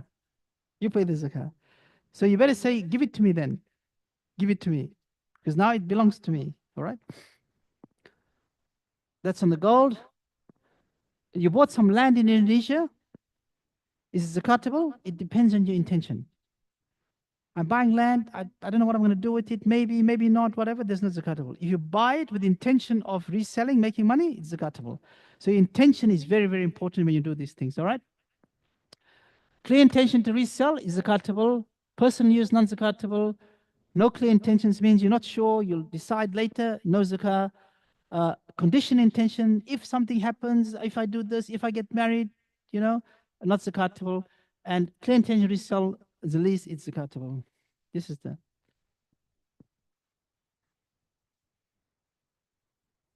That's fine. If you is there zakah on investment property? You bought investment property in Australia. Is there zakah on the property? Answer is no. Is there zakah on the rental income? Not on the total amount. So you get $12,000 of rental income. You spend 10,000 of it. On your anniversary, you only have 2,000 left. Zakah is only on the 2,000. It's not on the total amount. The pillar of zakah is designed to move your money. Is to invest the money and to use the money to move. Who's an economist here? No economist? When the economy is down, what did the governments do? They pump money into the economy, right? They feed money to the economy. They give people money to spend. Zakah is designed to do exactly that. Is to move the money into the Australian welfare system, Centrelink, tax system, and economic system. Zakah is all three together. So if any Muslim government wants a financial system that works properly, all they need to do is implement zakah correctly, because it covers all of it. Allah has given us an ideal, perfect solution to welfare, economy, and money all in one. All in one. That's why Indonesia and Malaysia are one of the best examples of how zakah is used, by the way. So the organizations in Indonesia, Basnas, and there's three big ones in Indonesia. Basnas is the biggest one. These guys probably do more than the government does when it comes to welfare in Indonesia, right? The government is basically outsourced the entire welfare part to Basnas, right?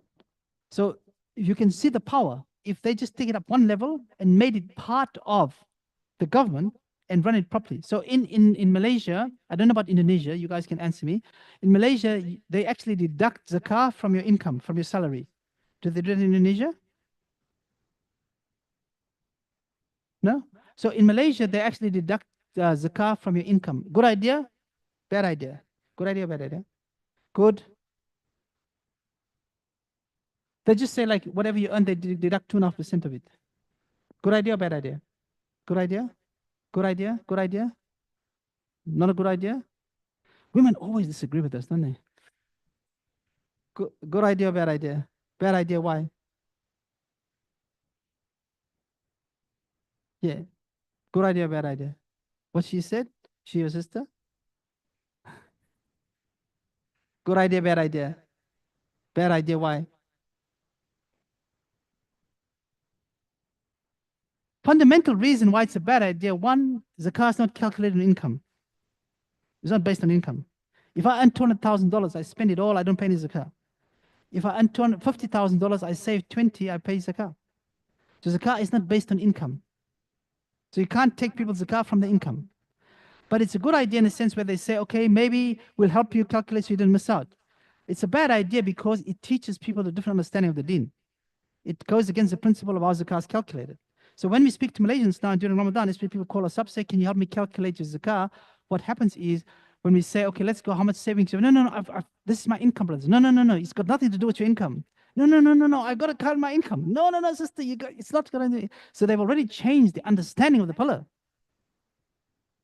Over time, it'll become based on people's income. In Pakistan, they actually deduct it from your bank balance. So you have savings in the bank, they take 2.5% of that. Good idea, bad idea? Again, bad idea. Why? Because you might not have had it for a year. It might be something else. There might be somebody else's money in there. Also, it's taking away from you the pillar of calculation. And reflection, yeah. Calculation, reflection about where's my money? What am I doing? Is it halal? Is it not halal? You know, who owns what? That's what it's doing. It's a reflection on your money, your finances, your dunya. Reflection on your dunya. What's happening in the community? Where do I give my money? So now you're considering, where do I give my money? Who do I give my money to? So you're now in tune with what's happening, right? It's not just you just pass it off here, left, right, and center, right? So one issue I have with Laylatul Qadr. What is the biggest thing you see about the charities on Laylatul Qadr? What did they tell you? What is the ad? What did they tell you? Tap. Do not miss Laylatul Qadr again. Tap here, right? Huh? Pay $10, pay $20, and do not miss Laylatul Qadr. Good idea, bad idea? Good idea, bad idea? Good idea? Terrible idea. Terrible idea. Why is it a terrible idea? Who can tell me? Do we do it? Why is it a terrible idea? Because what it does, it's creating in this generation, TikTok generation, that once I've tapped, I've got Laylatul Qadr. It's creating this image that don't miss Laylatul Qadr. So the wording, look at the wording. Don't miss, catch Laylatul Qadr by tapping here $20. What they actually mean is, if you want the extra rewards, and it might be Laylatul Qadr, pay tonight, you'll get the rewards. But the wording is not designed like that. So what happens with the generations is like, okay, I'll just tap, khalas, I can go and sleep now. I've got Laylatul Qadr. What does Laylatul Qadr mean?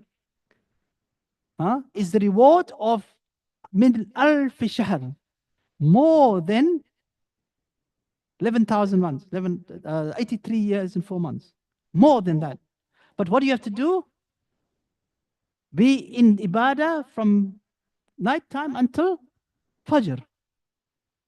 Inna anzalnahu fi laylatul qadr. Wa ma adraka ma laylatul qadr.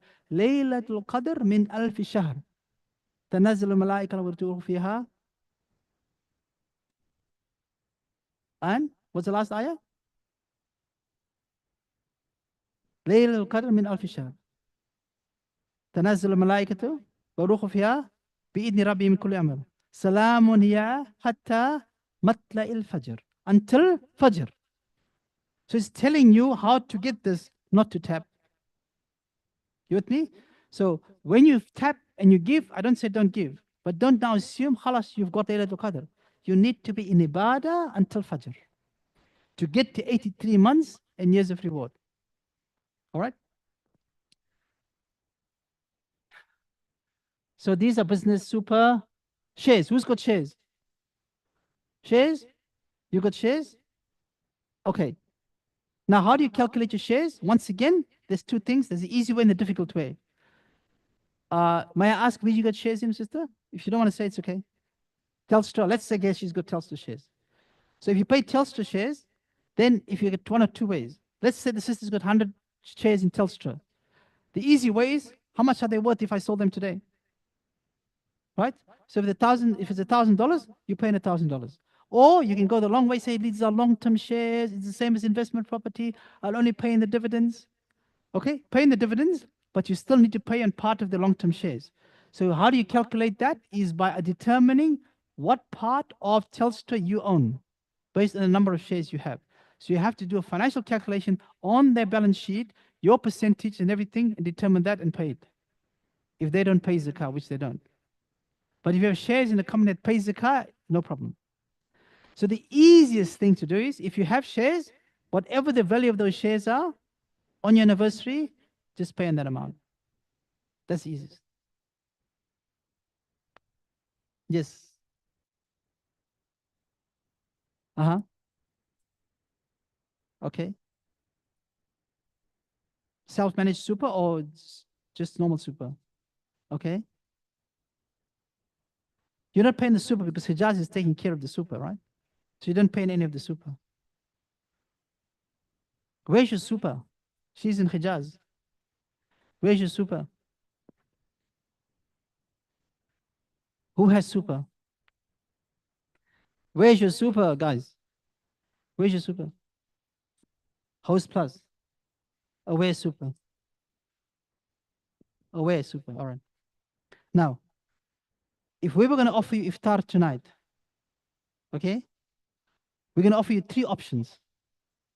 One is halal, one is ethically produced, and one is haram. These are the 3 options for iftar. Halal, ethically produced, and haram. Where are you going to eat? Halal. Right? Why? It's halal. Where's your super? Where's your super? Where's super is where? Out of the 3. Where's super is sitting out of the 3 where? Halal, ethical, or haram? Huh? Haram. It's here, right? Why? Why is it here? They invest in liquor, weapons, all of these things. All haram. So your returns is haram. Now you can go into super that says, we do ethical investments. What's an ethical investment? For them, it's not ethical to you. But you have here, Hijaz, Salam, halal super. It costs more, they don't earn as much as these guys, and they never will. A pork bun is $5. A halal chicken burger is $15. To be halal is always going to be more expensive in a non-Muslim country.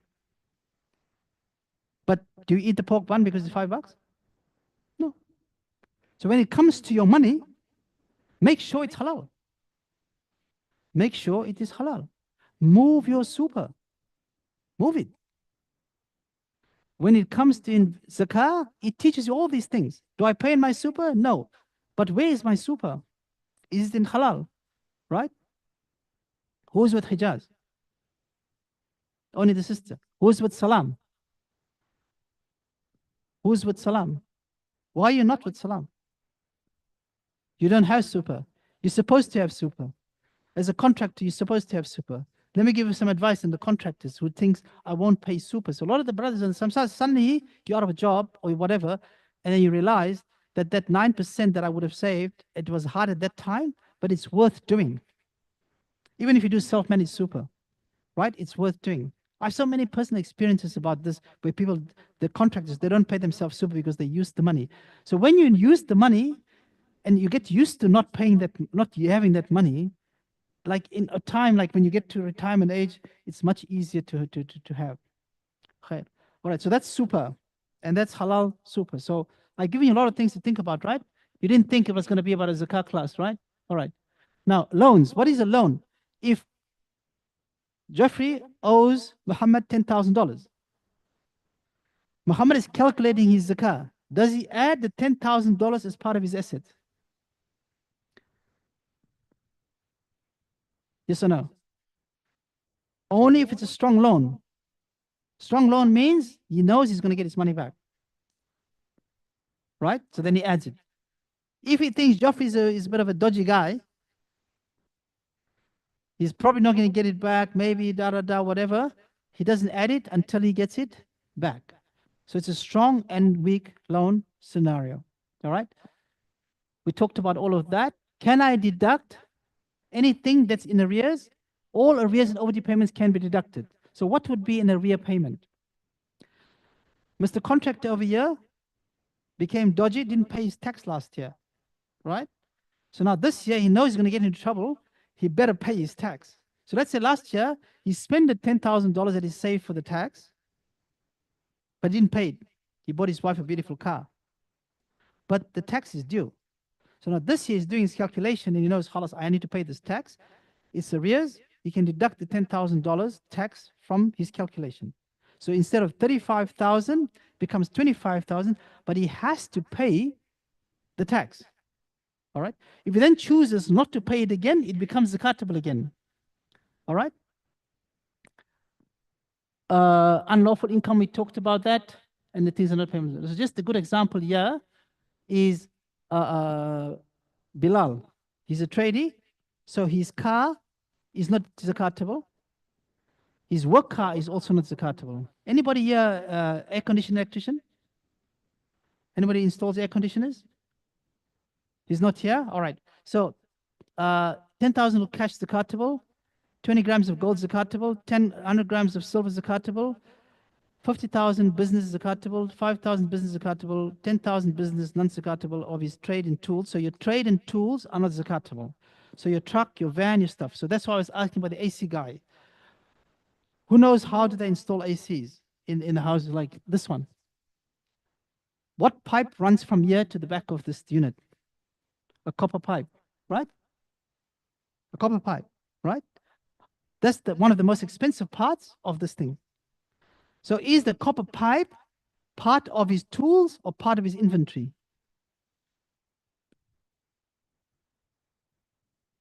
So when you talk to the AC guy, he'll tell you it's part of his tools. But what they do is, the copper pipe, they'll need 2 meters. He'll charge you for 4 meters. And then he saves the 2 meters, and he comes to Joffrey's house, and he charges him again for 4 meters. But he uses the 2 meters he took from him to there, then he's got 4 meters in his inventory. And that's how they do it. So I convinced him, and I know I've seen them do it. So this is not part of your tools. This is your inventory. Right? So again, when it comes to zakah, if he has this, he needs to think, am I really doing that? Am I supposed to do that? No, of course I'm not supposed to do that. Is this my inventory? Why have I got an extra copper pipe here? Because I charged Aflal and Joffrey for the same pipe. So now I'm thinking, I shouldn't be charging them for the same pipe, and I shouldn't be having this extra pipe. See what it does? When it comes to business, right? It teaches you business skills. It teaches you inventory management. And then finally, my brothers and sisters, in conclusion, it's only 2.5% of your wealth, but it is 100% for the receiver. Let me just go to the questions that you sent. Did I cover them? Any more questions? Yes, sir. Yep.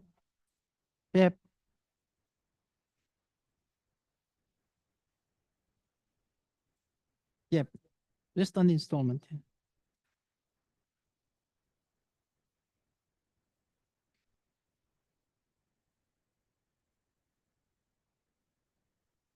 Now let's say they're not a recipient of zakat. They have plenty of money. Yeah. Yep. Yep.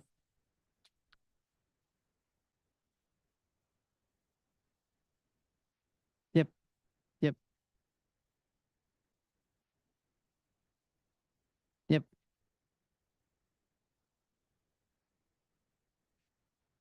Okay.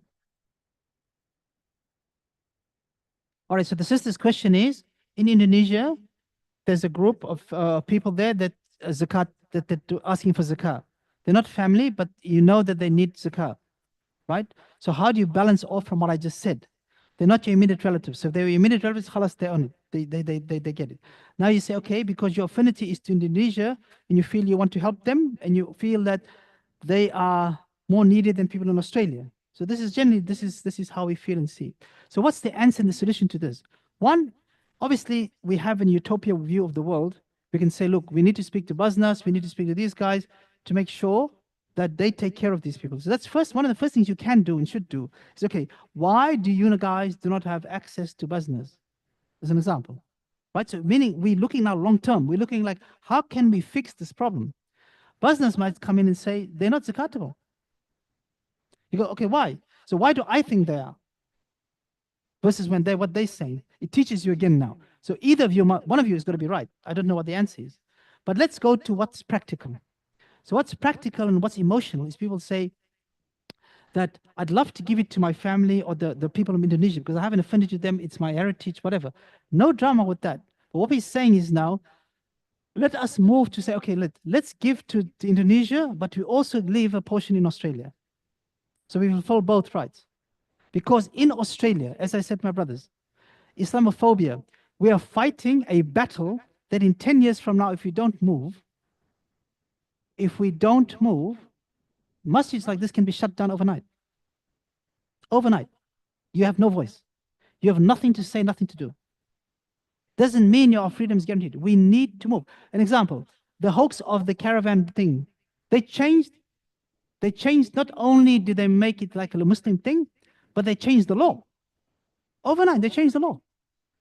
Who is going to advocate and argue for these rights for your children, our children that's going to grow up in this country? So as in a community, as Muslims, is there double standards in this country? Is there double standards? Double standards. Double standards? I don't think there is.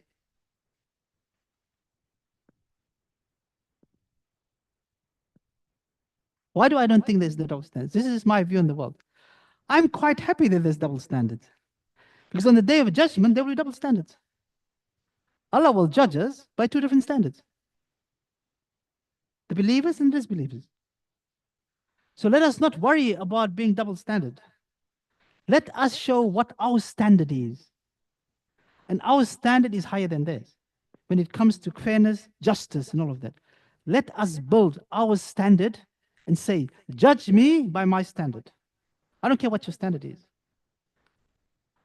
Arguing about double standards is not getting anywhere because that is their standard that we are inferior. Automatically. Right? It's like me saying, so now we don't have the capacity to fight this. We can't even fight justice locally, let alone internationally. But we need to change. It's like me saying, I'm going to get in the ring tomorrow with Habib. Do I have a chance? No chance, right? You go like, it's crazy. This is the scenario. We have no chance of counteracting the onslaught, media, legal, all of that. But if we say, in 10 years from now, either Ismail is going to be fit enough to fight Habib, or we're going to have somebody that's fit enough to fight him. So we need to build the capacity to do that. And it takes resources, unity, and money. We have the resources, we have the skill, we just need the money. So when you consider your zakah and your sadaqah, don't only think overseas. Don't only think poor and needy. Think your future. Think what Allah is asking us to do and think about how we will change our circumstances, how we will become one of the strongest communities in this country. That's how you need to think. Otherwise, we're in trouble. As you can see, it's coming all directions. But don't be afraid because in the last 10 years, as a community, we have progressed a great deal. Even if you think it's bad, think about all the halal places. Think of all the masajids. Everywhere we go, there's a Jummah. Every corner you go, there's some Jummah happening.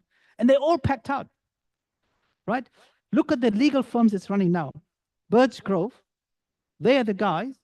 If 10 years ago, there was no legal firm that was able to say, we will take the Prime Minister to the ICJ.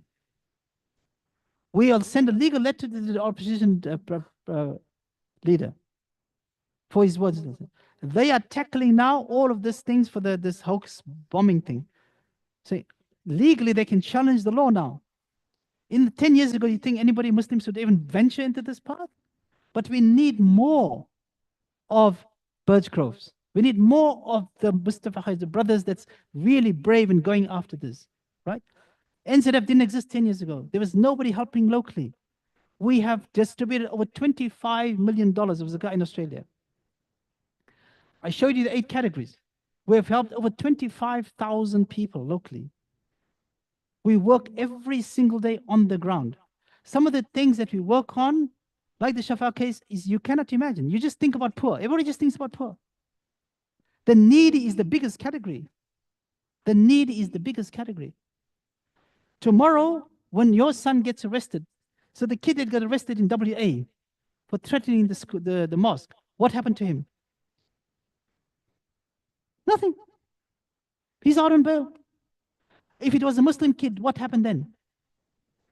Terrorism, immediately. What then happens? No bail. And to get you out, you need a barrister. How much does a barrister cost? Huh? 100K just to start with. Who will fight and advocate for this until it is your son, your brother, your mother, your sister that needs help? You'll wish you gave all your money to us. Like they say, the Telstra network says, you don't need the best network until you need it. You don't need us until you need us. Now, coming back to the sister's question, my advice to you, and I know, is to say, I'll still give my money to Indonesia, but I'll leave a portion in Australia. Basically, I'm fulfilling both my needs, and next day when your children, your grandchildren needs help, at least you feel you've done your part. You've done your part. Because generations will change, right? And the beauty thing about Indonesia, about the hadith of Mu'adh ibn Jabal, you saw the movie before 1770? Have you seen the movie before 1770? No. You guys in Tempe lives, you're living in a cocoon. Have you seen the movie before 1770? No? You seen it? You seen it? What does it say? That before Captain Cook came, before the white man was in Australia, the Muslims were here, 200 years before them. Where did they come from? Makassar. You guys should be proud of it. It come from Indonesia. Islam came to Australia from Indonesia. As Indonesians, you should say, when the white man tells you, go back where you came from, said, I have more right to be in this country than you. I've been here long before you. And I have more justice than you. I have more authority than you. I have a better value system than you. Right? So you should feel proud of being Indonesian Australian. How did Islam get to Indonesia, guys? Trade from who? Huh? How did Islam get to Indonesia? From Yemen. How did Islam get to Yemen? Mu'adh ibn Jabal, from the pillar of Zakah. Mu'adh took the people of Yemen from disbelief to the most prosperous nation in less than 10 years. And he took Islam across the world.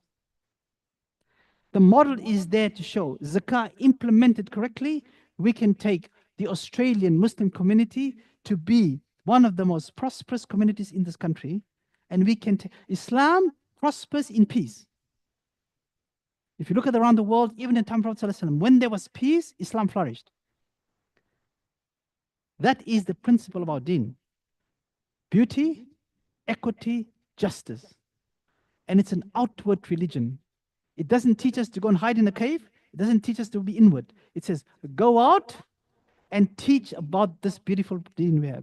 We have the best gift. Allah says, you are the best of mankind. We already have the authority from Allah to say we're the best.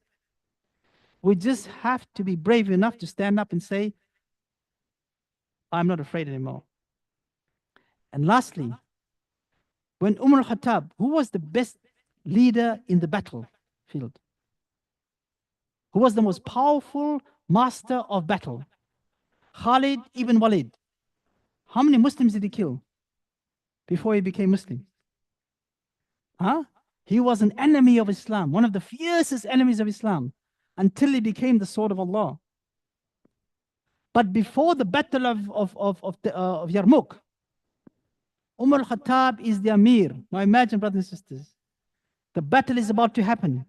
Umar al-Khattab is the Amir. He removes Khalid ibn Walid as the leader of the army. He removes him. Why? They asked Umar, why did you do that? He said, because the people started believing that the victory is because of Khalid. The victory is because of Allah. We need to turn back to Allah. We have to start with our money. Make it halal, pay the zakah, like we do with salah and siyam and hajj. Implement this pillar correctly and we'll see the victory of Allah. Jazakallah khair, my brothers. Did you learn something today? Happy you came? All right, Jazakallah khairan. It's up to you. Do you have any more questions? Miss Zakah? All right, yes, sure. All right. You guys want to just keep it here till iftar, right? That's the idea. What's for iftar, guys?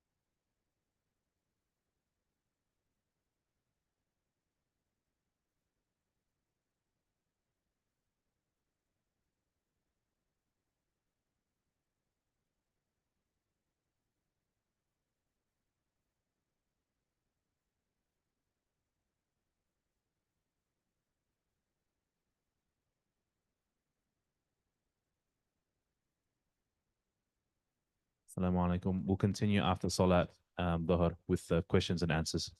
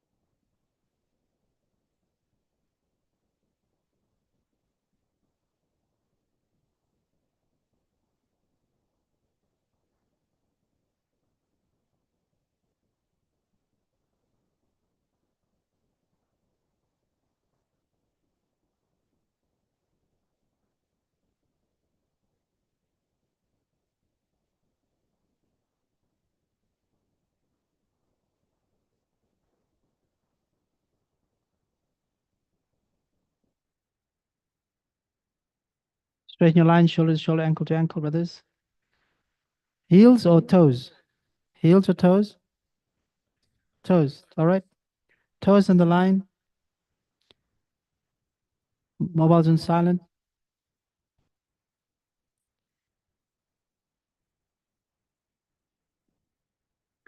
Allahu Akbar.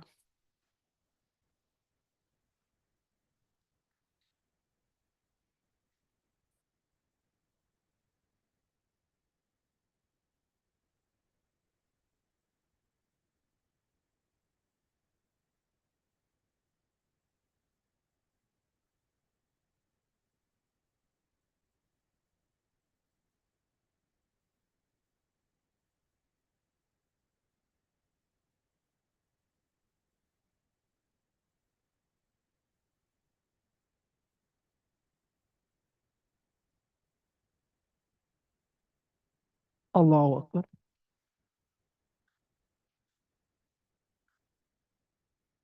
Sami Allahu liman hamidah. Allahu Akbar.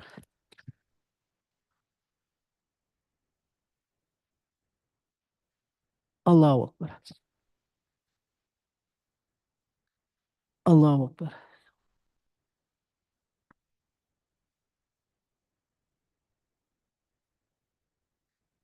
Allahu Akbar.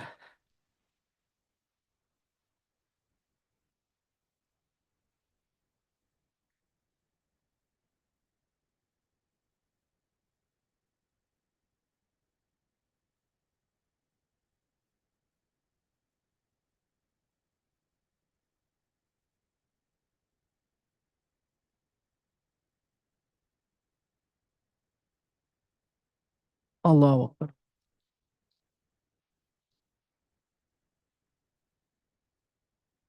Sami Allahu liman hamidah.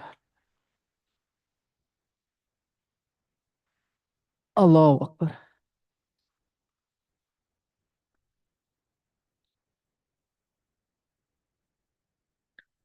Allahu Akbar. Allahu Akbar.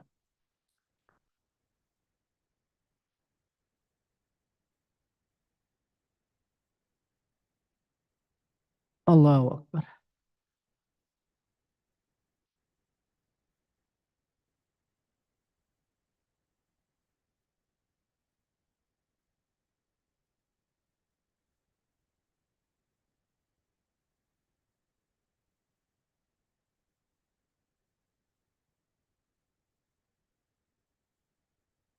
Allahu Akbar.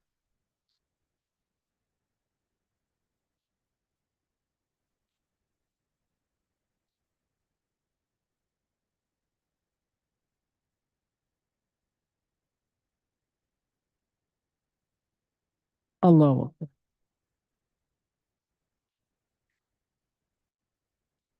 Sami Allahu liman hamidah. Allahu Akbar.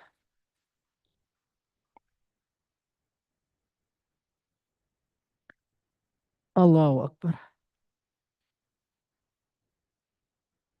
Allahu Akbar.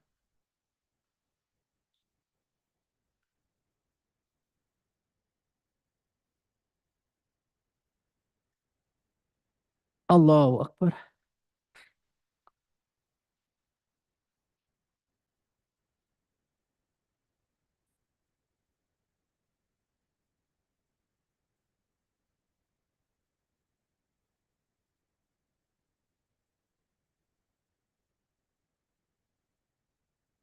Allahu Akbar.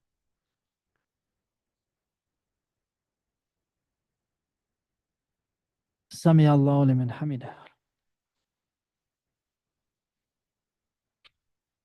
Allahu Akbar.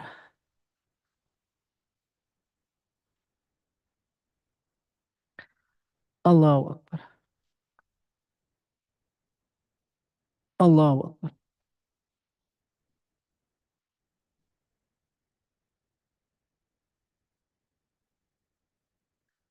Allahu Akbar.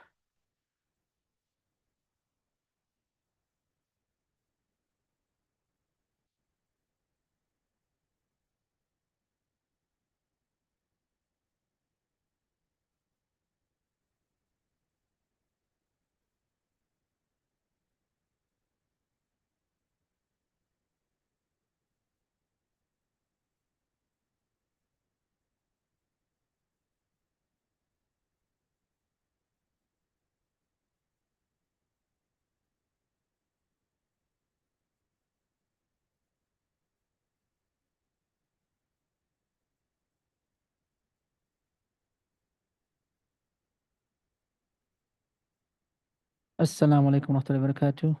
Assalamu alaikum wa rahmatullah. Astaghfirullah.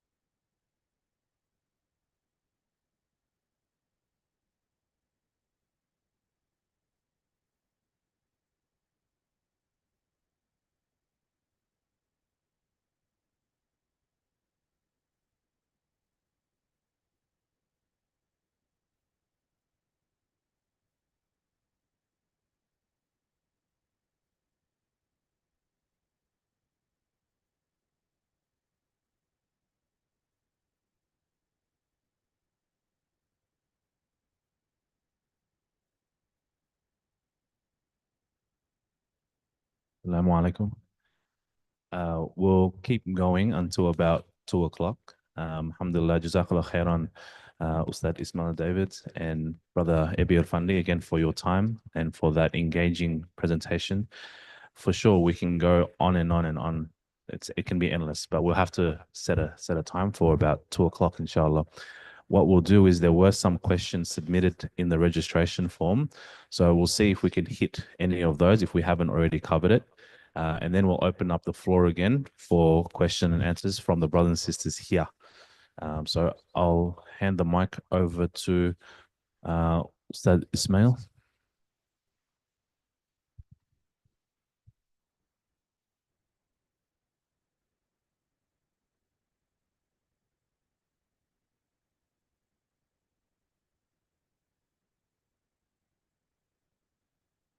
Bismillah ar-Rahman ar-Rahim. Alhamdulillah alameen. Okay, I'll just go through the questions that was submitted. Investment, gold or silver, zakah using money for. Okay, so we talked about the gold and silver. Others calculated accurately accordingly. When should I start paying zakat al-mal? We talked about when you reach the nisab. Is nisab based on my savings? Yes, it is. Not on your income. Can zakat al-mal be covered by the head of the household like zakat al-fitr? So zakat al-mal is due on the money, so whoever pays, somebody needs to pay it. So let's say you're calculating your wives or your children. So there was a brother yesterday, he asked me, he said he's got 2 daughters and in their account, they've got a lot of money in their account. So what he's doing, he's calculating their zakat in their accounts, but then he's paying it. So this has fulfilled the right of zakat. But I gave him another suggestion. Who can tell me what the suggestion was I gave him? I move it from that account? Yes. Yeah. So what I said to him, even though you fulfill the right of the zakah by paying the girls zakah, teach them to calculate and pay it from their money. You know how when your children are young, you teach them to wear hijab, you teach them to fast and make salah. Zakah is a pillar, it's the same. We just don't think about it. So you say, okay, the money is there, calculate your zakah so they can learn that they actually need to pay for it. Because if he's constantly going to pay it, one day when he's not there anymore, they're not going to know or feel how to pay the zakah and want to pay the zakah. All right. So that's that one. Can the household pay? So zakat al-fitr is different. Zakat al-fitr is the obligation of the head of the house. So the person that's running, the father or the person that needs to pay the zakat al-fitr, or everybody in the house. The principle of zakat al-fitr is very different from zakat al-mal. Even though the recipients of zakat al-fitr is the same as the zakat al-mal people, but zakat al-fitr is like, after salah, after we just finished salah, we said astaghfirullah, astaghfirullah, astaghfirullah. Is to just kind of fix any mistakes you made in your salah.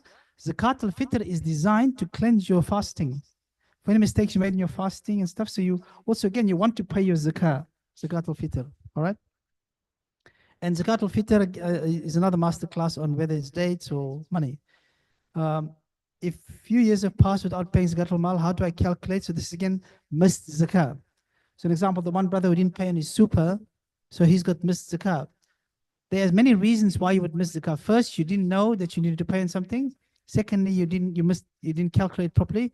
An example for myself, a few years ago while I was teaching the class, we went through some of the examples of where you'd have money. So we used the brother's example of where money was. And then somebody mentioned, what about foreign currency? And I never thought of that because I travel quite a bit and I have US dollars, Singapore money, Turkish lira, which I just keep when I go to those countries, I have some money. And then I realized I never even thought about calculating zakah on that money. So that's where you can miss zakah. What is another example of miss zakah is you didn't pay on your rental bond, you didn't pay on your super when you got it. Who can give another example of miss zakah? How do they miss zakah? Miss zakah, how did you miss paying? Some of the examples of why you would have missed zakah. Yeah, basically that's the most common one. You just didn't know that you need to pay. So how do you calculate missed zakah? So give an example of people that call us up and we do this. So we just did one for a brother the other day, and he hadn't paid zakah for the last 5 years. So some people actually come back. There was one sister, she came back, she hasn't paid zakah at all in her entire life. And she wanted to fix it. Said, I needed to fix this. She's like 30 years old. So okay, so from when was the time now in your mind that you feel you were zakah eligible? That she needed to pay. So she was thinking back, she said, okay, she thinks like maybe in a second year after uni, she had enough money. So let's say we went back to the age of 20 as an example. So she's trying to remember when you're trying to fix things, you're not going to cut corners now because you're trying to fix something. So she's thinking, okay, I'm confident at the age of 20. She said, okay, so what we're going to do now, we need to calculate 10 years worth of zakah, right? 20 to the age of 30. So the way we do it, we'll say, okay, let's do this year's zakah. Let's calculate this year's zakah and see how you go. So we calculated zakah for this year. So let's say she had $10,000 like we did there, everything, she worked it out. That is zakatable money was $10,000. So you need to pay $250 of that. So khalas, this year's done. So now we work our ways backwards. So we go to last year. How was your financial situation last year? More likely chance you can remember. She went through all of bank statements. Right? She made a spreadsheet and went through all of banks for the last 10 years and worked out exactly how much money she had on that same day in a bank account. And then she calculated 2.5% without deducting anything. So she felt, look, I'm not even going to, I'm going to be like good at this. I'm just not even going to deduct anything. So she might have had 5,000 in the year before, and then she paid 2.5% on each of those years, right? That's what she did. Another brother had $40,000 and he hasn't paid zakah in the last 5 years. So when we worked it through, obviously he didn't have 40,000 for the 5 years. He had 10, 20 and built up to 40. So I said, okay, now try to work out the years before how much you had. In the end, he said, they said, look, I'm just going to pay on 40,000 for the last 5 years. That's all he did, right? So you can be very precise, which is fine, which is correct. Or you can just say, khalas, I'm going to go on the best of what I believe in, and I can't go wrong with that. Because you're trying to fix something and you don't want to have judgment be short with Allah of something that you owed Allah and you didn't pay. Any questions on missed zakah? Sisters, all good? Don't look so worried. You look confused. You're like, you make me worry like I'm thinking, am I making sense? All right.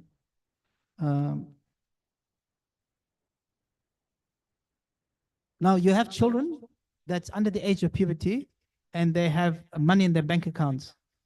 What happens then?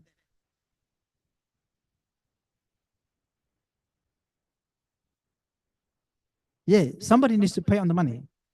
So you as the person who's in charge of them needs to pay on that money. Is it true that we need to pay zakah of the region in the country residing? We talked about that. Example, international students studying overseas, should they pay zakah to the place where they're studying at the time? All right, so good question. So you're on here as a student from Indonesia and you're working on the side and you've got money. Do you pay your zakah in Australia or Indonesia?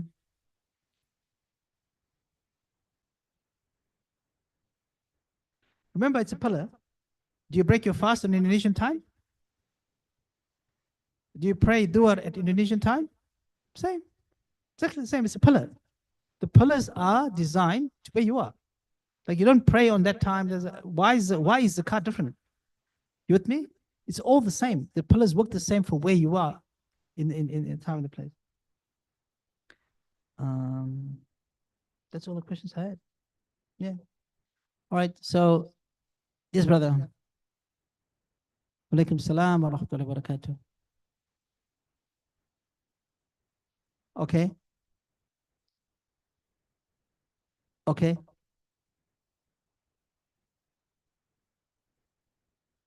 Yeah, the hex.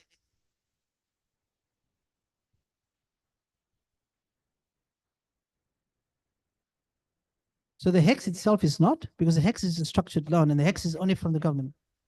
Okay. Yep.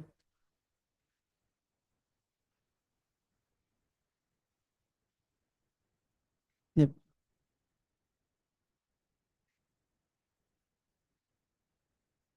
Technically, yes, they're in debt. So it's a debt. It's a legal debt. It's not a haram debt. They borrowed money for illegal things. It's a debt. An example, if you think about, okay, how much money do you think is collected in Australia every year by the major charities? How much money do you think we collect? The Australian charities collect only in Australia. Pardon? Like in a total of money, most of it's zakah anyway. How much you think? 100 million? 100 million? Approximately 150 million. $150 million, right? We collect about 4 to 5 million. So that means 145 million goes overseas. $145 million goes overseas every year. Now imagine we had, say, a quarter of that. Coming back to the sister's question about and say, some of the people say, okay, we'll now put our money here. So let's say we have a quarter of that. We have a quarter of 150 million, 30 million. Imagine we had 30 million and we say to all the Muslim students in Australia who just finished their degree, we'll pay all your HECS. What a difference we could make to somebody's life. What a difference we could make to this community. Imagine we say to our community, you don't need car insurance. You don't need house insurance. You don't need medical insurance because we have the capacity and the money to help you when you need it. Our organization is a very small organization in the scheme of the big things. But we were able to mobilize when Shafa needed the money to come out of Indonesia. They needed. So look at Allah's mercy, my brothers and sisters. You know, when Allah loves you, you know, amazing things can happen. So the brother, Indonesian brother, his wife is divorced. His wife lives in Indonesia. And Shafa was visiting a mom in Indonesia. She then got sick. So he's from Brisbane. So in Brisbane, where he is, he's part of the community there, and he's actually friends of mine, right, of ours. So the brother that he's a very close friend to, he's a hematologist. He works in Brisbane Hospital. And he was talking to him, and he explained to him what the issue is with the leukemia she has. He said, you've got a 95% success rate of cure if the medicine is given to in the next 24 hours, but it has to be done by hematologists who understand what needs to happen. So this is his close friend telling him this. He said, okay, now you need to get out of Indonesia. So now he has another friend. His previous job was to find the private jets for executives. He's able to find a private jet to medevac out of Indonesia. The first quote he got was 220,000. He managed to find and negotiate. He found that the medevac plane is in Broome, WA, right? 2 hours out of Indonesia. But they said the plane is just about to leave to come back to Sydney. You need to tell us in the next 24 hours whether you'll pay 150,000 and we'll fly the plane to Broome, to medevac out. So now he's got a third person that was able to find a plane. Now just look at the story, right? Now they just needed the money. His friend is a friend of mine. He says, I know the CEO of NZF. Let's check if NZF can help. So we don't necessarily have the capacity to help somebody with 150,000, right? Because we don't have that kind of money for one case. But we have the capacity to mobilize if in an emergency and say, okay, we have a guarantor that gives us the money back. So even though they're in need, they fall in the category of need. We just didn't have the capacity to just spend all of that money. So they had a guarantor from all these doctors and the friends and said, look, we'll find a way to get you the money back. We'll do launch code, we'll do all this sort of stuff. But we as an organization then have the capacity to help. So these three things together, within 24 hours, she was in hospital in Brisbane. Right? We launched her dad, and we launched the launch code page to recover the money, $150,000. It was recovered in less than 24 hours. The moral of the story is that if we don't create the infrastructure and things for ourselves to be able to take care of ourselves, then nobody else will. And it is time that we do those things. But it does not instead of helping others. It is including helping others, including helping the people in Indonesia, including helping people in Gaza. We can do all of that, but we need to just rethink about our priorities and percentages of, we can't continuously send all the money overseas. We cannot. We just cannot do that. If we want a difference in this country, we want to be able to. Have you seen the billboards? Have you seen our billboards? Have you seen your right to your Zakat billboards across New South Wales? Have you seen our NZF's billboards on the train stations, on the buses and everything? Actually, we're not in this suburb. We're not in there, right? You know where Rouse Hill is? Where's Rouse Hill? West? They'll kill you if you tell them they're West, man. Rouse Hill is, the sister said, the poor is the one who doesn't have any gold. So Rouse Hill is one of the more affluent suburbs, so to speak, right? I know eastern suburbs here, you know, like Rouse Hill is, and we have this massive billboard on the Rouse Hill shopping center. And people would say to us, why would you put a billboard in a white, non-Muslim suburb? I said to them, when you drive past and you see that billboard, don't you feel proud? Don't you feel a sense of we are going somewhere? So that's part of the purpose we do that, is to get the community to start feeling we have authority, right, and power. And we belong. And we are not afraid because we have Allah on our side. We will show you what this religion is about, and we will show you by our actions and our ways of how beautiful this religion is. That's what we do. That's what the pillar of Zakah is designed to do, is the emotional, financial, and security of the Muslim community in any country you live in. So you cannot say that Zakah is not needed in any country. It will always be needed until the day of judgment in every country we are in, because it's one of the 5 pillars. You can't say in Australia, it's such a beautiful, fantastic country, pillar 3 is not needed. You with me? What was the question? The debt. Yeah, so yes, the answer is yes. Yeah, they can. And we'll assess them accordingly. We'll look at if there is Zakah eligible. We'll look at the amount of money they're asking for. We look at our budgets, all of those things. And sometimes we look at a situation in such a way that we can see this family is basically struggling because of this debt burden. If there's a reason why Allah put this as one of the categories, because debt is a burden on people. And when you can see in the Western economy, what do? They put you in debt and they keep you in debt, right? Like for the example of what we write in a bank contract, who writes? Who dictates? The bank, the lender does, right? Whereas in Islam, the borrower does, because the borrower says, I can only afford so much and I can pay you in such a time. That's how beautiful our religion is. Why do you think Islamic finance is blocked in this country? Because if Islamic finance comes in and takes over, it'll be the biggest competition to the banks. Because Islamic finance is a fair, equitable system, and it makes a lot of money. Islam is designed. The halal industry is one of the biggest industries in the world. Ask Malaysia. The halal industry is massive. Even in Australia. Do you know how big the halal industry is in Australia?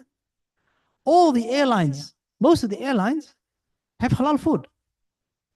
Because it's all sorts, you know, all the cruises, the ship cruises, right? Most of the cruises that come across the Pacific, all of that, all load their food in Sydney.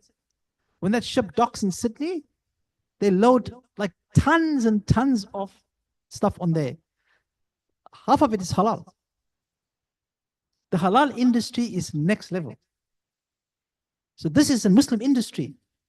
Why aren't we benefiting from the halal industry? You with me? So these are sort of things that we know financially we need to make our community very strong. We have another thing that we're working on, that we're developing, is what we call awqaf. You know what's awqaf? What is waqf? Is this masjid waqf? Whose name is on the list of this property? Who owns this property? I'm asking you hard questions today, aren't I? Is it somebody's name, right? Some committee's name. So that means it's not in waqf. That means that people can walk away with this property tomorrow. Organization, but there are people. There are people that's in the organization, right? But they can get together. They can get together and take it legally. Yeah, they can. Somebody can, because the property itself is not a waqf. You with me? Waqf means fi sabilillah, it's for Allah's sake. So the only time we see waqf is a chair or a Quran. But waqf means anything doesn't belong to anybody, it belongs to the community for Allah's sake.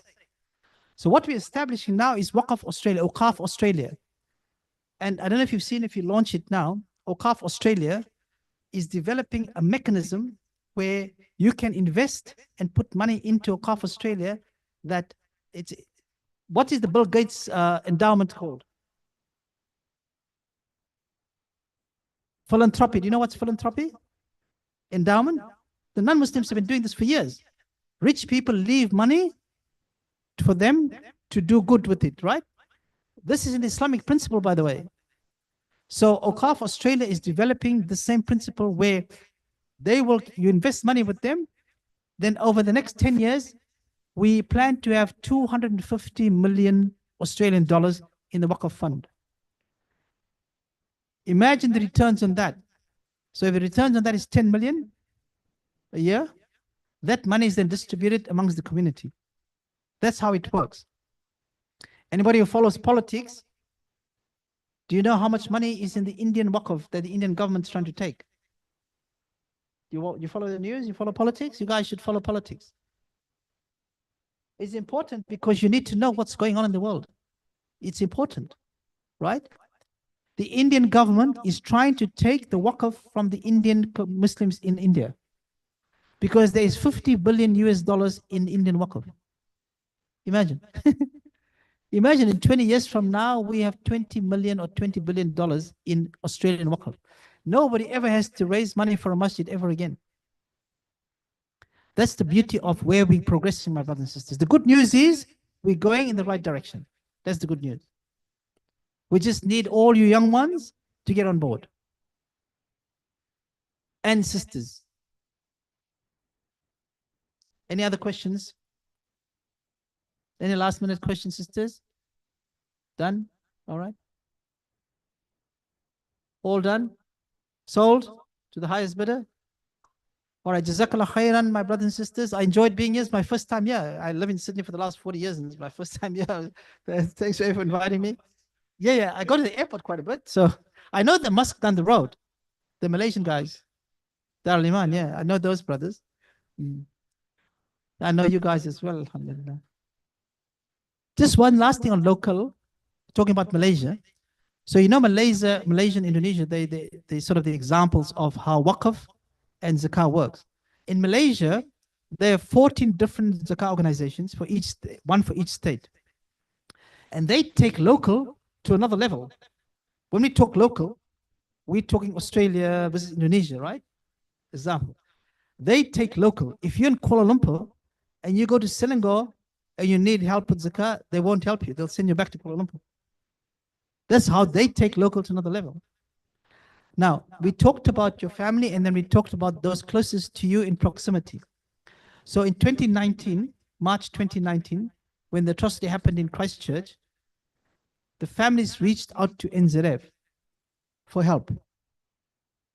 We were able to help them because we a local organization, but we were able to help them and we justified it from a fiqh point of view, being local how? Christchurch is closer than WA to us. So if you forget the boundaries by what the people created, physically, they are closer to us than the people in Perth. Right?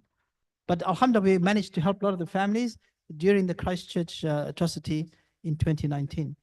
So we make dua that Allah protects us from such an atrocity. We make dua Allah to protect us from the challenges that Allah's put the families, the people of Gaza. Put your heads down, make dua for this in this Ramadan, for Allah to give us strength, to make us a stronger community and unite us so we can be in Jannah together one day and we can talk about this lesson we had. Ameen. Jazakallah khair, my brothers. Assalamu alaikum wa rahmatullahi wa barakatuh. Jazakallah khairan. Once again, Ustad Ismail and Brother Ebby, just a small token of our appreciation for you coming around, especially, to a masjid you haven't been before. Just wanted to give you both. Yeah, I'll give you as well, bro. So maybe Bapak Ricky, do you want to come up?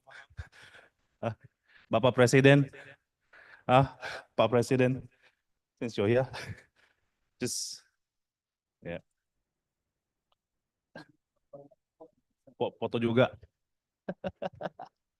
You go up as well, bro. You go up as well.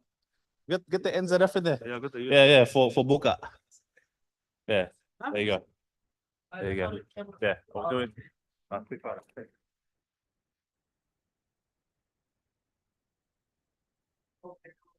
Yeah, we can. Everyone.